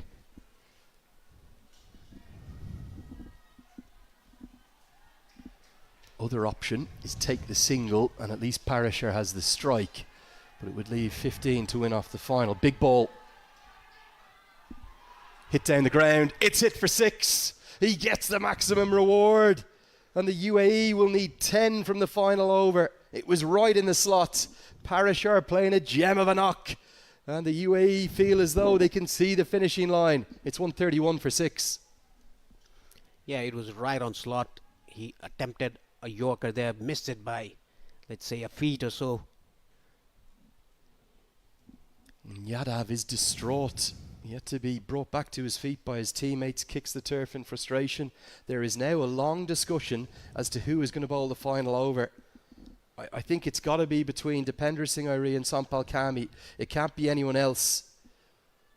But somehow, Airi is not going to bowl his quota despite really being the star of the show with the ball. Or is he? Maybe it will be him to bowl the final over. Yeah, Kami's been sent to deep third. They're going to go with the Tiger. It's a real, well, hero or villain moment, isn't it? It all goes over to the vice-captain. They're running with form. They're running with the form man. 10 to win off 6. Critically, Ali's on strike. Can they keep him on strike? Oh, what a finish we have brewing here. Which way is it going to go, Paresh? I have no idea.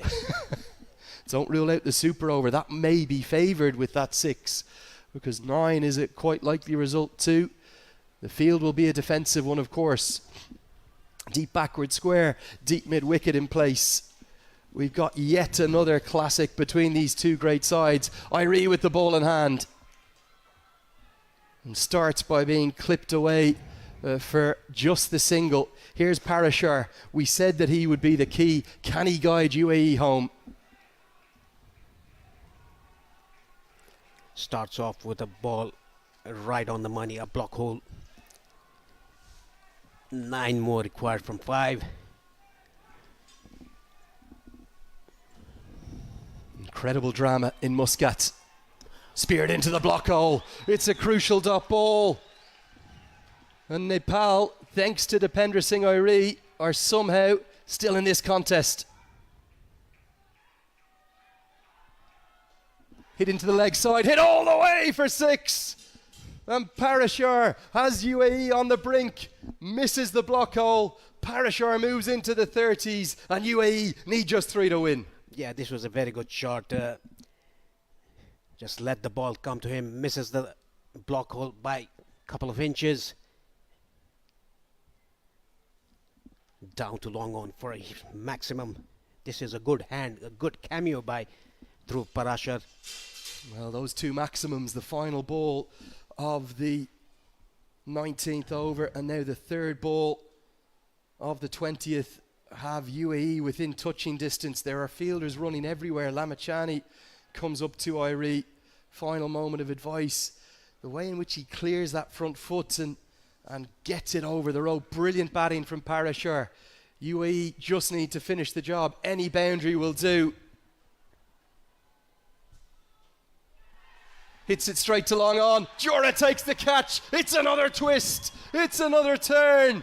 Airi has 3. No big celebrations yet because this game could still go any which way. They do have the big wicket of Parashar, but there's nervy moments with just 2 balls left. Everywhere, twists and turns. It's gonna be Siddiq. I presume this was another ball in the slot but couldn't get under the ball, hitting it straight to Sandeep Zora. Dipender Singh Airi has his third, but still 3 required of 2. Anybody's game, even a super over is possible. 138 for 7, just 2 balls remaining. That's 6 can be the turning point for UAE. The 6 hit by Parashar in this over. It's going to be Haider Ali, the new batter for UAE. Well, what an extraordinary and exceptional game of cricket we are witnessing. Haider Ali, it's going to be at number 9. The super over looms large again, Paresh, doesn't it? A 2 from 2 would send us off to the super over. Airi's been the hero for Nepal. But Dhruv Parashar and Alishan Sharafu's efforts have left this game very much in the balance. And the fans are right on the edge of their seats. Yes, they are just standing, not sitting down. We are also standing here in the comm box. 2 balls left. Haider Ali, the left-hander. Can he get a single to let the other Ali, his namesake, win it? It all comes down to this. Down the track, hit into the air. Is it going to carry to long off? No, it's not. They're going to take on the second. He's lost the bat. Throw comes to the keeper's end. Given. He's run out. The single will count. Unbelievable drama in Muscat. It's going to be 139 for 8. Exceptional fielding from Sandeep Jura, who held his nerve. And all 3 results will be possible off the final ball. We might have 1 short given. We're going to have to wait and see this. It may be no run to the total, and it might be back-to-back wickets. It could be 138 for 8 instead of 139. It's all happening here in Oman Cricket Academy, Turf 1. A run out. That was Sandeep Zora with a flat score. I think this is 1 short. Not going to see if we can bring it to you. But Haider Ali's too busy watching the ball. Have a look here. He's dropped the bat. He is 1 short. Exceptional umpiring from Rashid Riaz. It's going to be the best possible result for Nepal because it's going to be a run out with no runs to the total. And what a throw from Jura. Haider Ali's gone for a duck. A calamity of errors from him. Run out from his first ball. 138 for 8. Airi, can he hold his nerve? 3 to win. 2 will send us to the super over. Any boundary will do for the UAE. 1 big blow from Junaid Siddique will see UAE home. A dot ball will see Nepal home. If they take 2 runs, that's a super over. Anything's possible here. The last ball coming up. 3 runs required to win. What a story it would be for Junaid Siddique. He loves playing against Nepal. Confirmation, it is a dot ball with the run out. It was 1 short at the non-striker's end. Confirmation from the scorers. Here we go, it all comes down to the final ball of the 40 overs. Airi to Siddique. Helped into the leg side. They will get 1, a fumble. Can they get 2? Throw, slip. It's all over. Nepal win by just 1 run. The most extraordinary turnaround. Complete jubilation in the stands and on the outfield. The UAE have pushed Nepal to the brink, but just in terms of getting over the line, that 1 short has been the difference. It's the most critical of victories. Nepal 1 step closer to a return to the World Cup. It's been a game that's given us everything, but ultimately Nepal win by the barest of margins. 1 run. This is what we can expect from these 2 sides, Nepal and UAE. El Clasico, we've seen El Clasico earlier. Now this is the 11th T20I between them. Nepal leads 6-5. Nepal earns their 2 points, winning the game by a run. A very good umpiring by the umpire there, giving it short run. Haider Ali dropped his bat and tried to cross the line with his gloves but couldn't do so. And what a calamity of errors, Paresh, because Junaid Siddique has then done the exact same thing. He too has dropped the bat. Surely they should have known they needed to go for the second, despite the fumble from Powdell. Well, some are saying the cardiac kids are gone. They are back with a vengeance. They win by 1 run. They are a step closer to that T20 World Cup in a game for all time, for the ages, an all-time classic in El Clasico. Nepal move joint top of the table. Look at the batting card here. 19 for Jonathan Figgy in his T20I debut. Wasim was out cheaply. Alishan Sharaf brilliant in knock by of 58 of 40. Apart from that, through Parashar, a quick cameo of 32 of just 18. Apart from that, none of the batters went to double figures. Zaid Ali 11 of 11.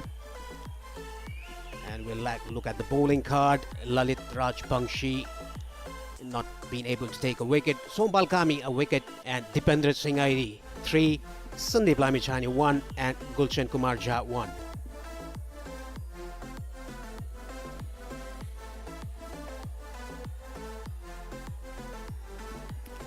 Match summary: Asif Sheikh 51 of 47. Kushal Bhurtel 28, a good opening partnership for Nepal in the first innings. Rohit Porlel 20 of 19. Sharafu top scored with 58 of 40. Dipendra Singh Airi taking 3 wickets in the second innings for Nepal. Nepal winning the game by 1 run. Let's look at the highlights. This was Mohammad Wasim's wicket by Sompal Kami.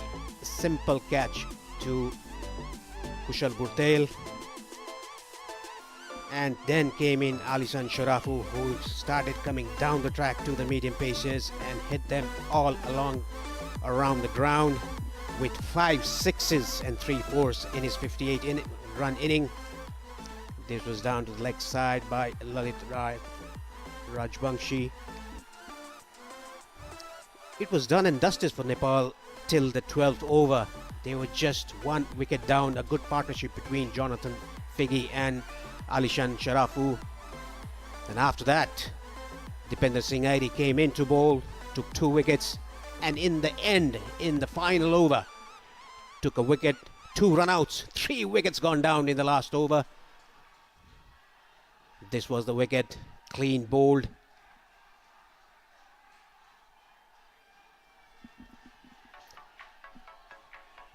Exceptional catch by Nandan Yadav. This was the Tiger hitting the stumps. Another run out. I think there were 4 run outs in UAE's innings.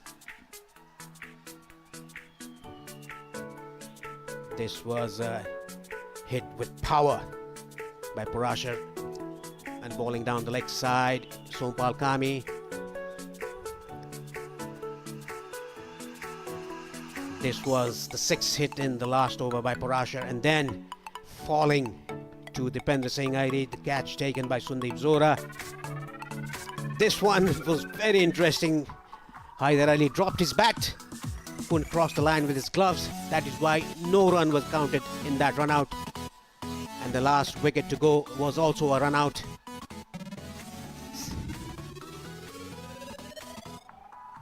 Nepal winning the game by 1 run. Thriller of a game. You can see Nepali crowd, Nepali fans are very exuberant, excited. And let's look at the points table so far in the Super Sixes. Oman still at the top with a better net run rate. Nepal joins them in the second position with 1 win in the Super Sixes, and the points carried out from the group stages. United Arab Emirates are in the third position. Japan, Samoa and Qatar yet to open their account in the Super Sixes. I will take a short break here from the commentary box. The post-match presentation will be available for you shortly. Stay tuned.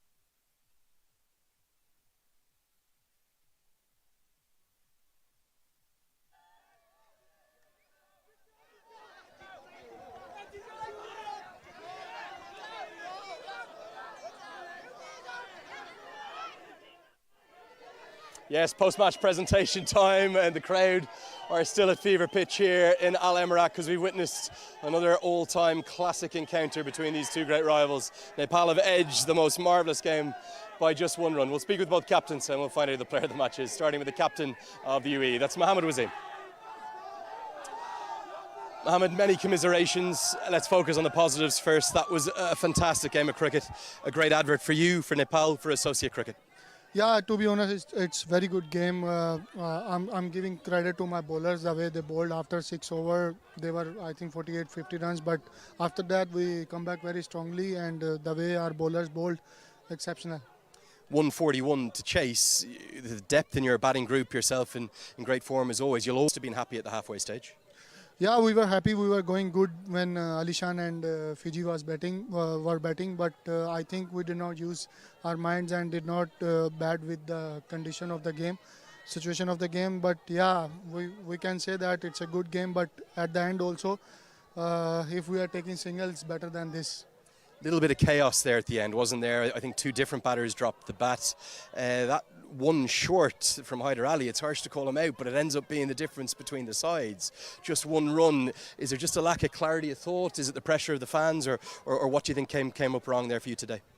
Yeah, to be honest, we were losing that game, but the way Dhruv played, he played a very good knock, and he given us a cushion for the win the game. And I think he has to also use his mind for if then when we need I think 3 runs, right? So he has to take singles, and after that you saw that 2 short runs and run out also, it cost us the game. What is it about these two sides that always seem to produce the most thrilling games? I've been there for so many of them with you. There's never a bad game between these two teams. Yeah, everyone is enjoying our game, so inshallah we will take the positive points from this game, and we'll come back strongly in the next game. Final, just quick question: how are the two boys? That injury to Basil Hamid in particular look bad? Yeah, Alishan is okay, but I think Basil, he got injured. He hurt his shoulder very badly. So let's see what will happen tonight or inshallah tomorrow morning. Okay, back into action tomorrow. We'll see you then. Thank you so much. Thank you. Okay, Mohammed Wasim, and of course Junaid Sadiq there at the end, dropping the bat as well. Trying to speak to Rohit Patel, the captain of Nepal. In here, mate, congratulations, Cardiac Kids, back with a vengeance, it would seem. What an incredible game of cricket. Yeah, absolutely. I think 140 was not enough on the board, especially we should have ended up around 160, 170. But I think the way they bowled in the last 10 overs, we could not hit boundaries, which was required at that moment of time. And I think credit must go to them. And I thought 15, 20 runs were short, but eventually we ended up on winning side. The bowling, certainly the way in which you bowl and fielded, you always felt you were in the game. But from the position they were in, did you really still believe you could get back into it?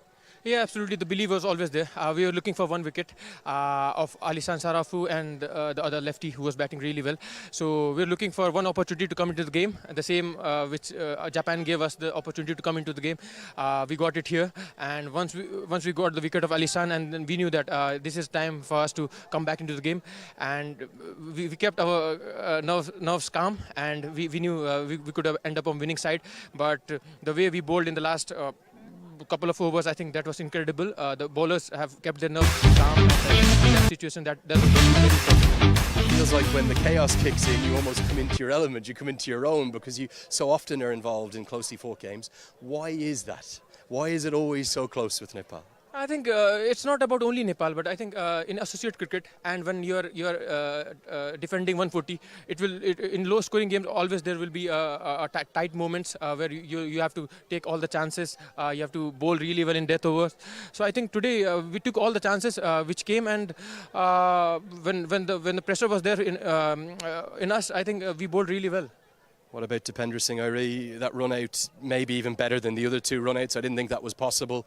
That changed the game. I think if you have Dipendra Singh Airi, you don't need anyone. Especially the way if you'll not score runs, he'll win you games through run-outs, bowling. What else you want from him? I think he's a full package for us, and we are very grateful to him.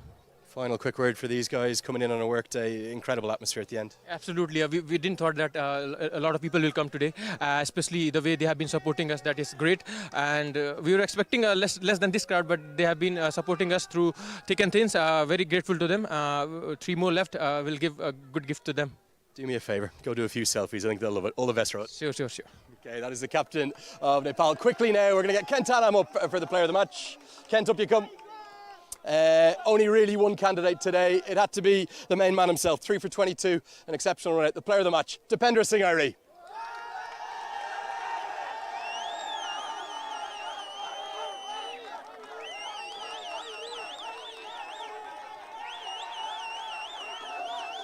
Ken, thank you so much.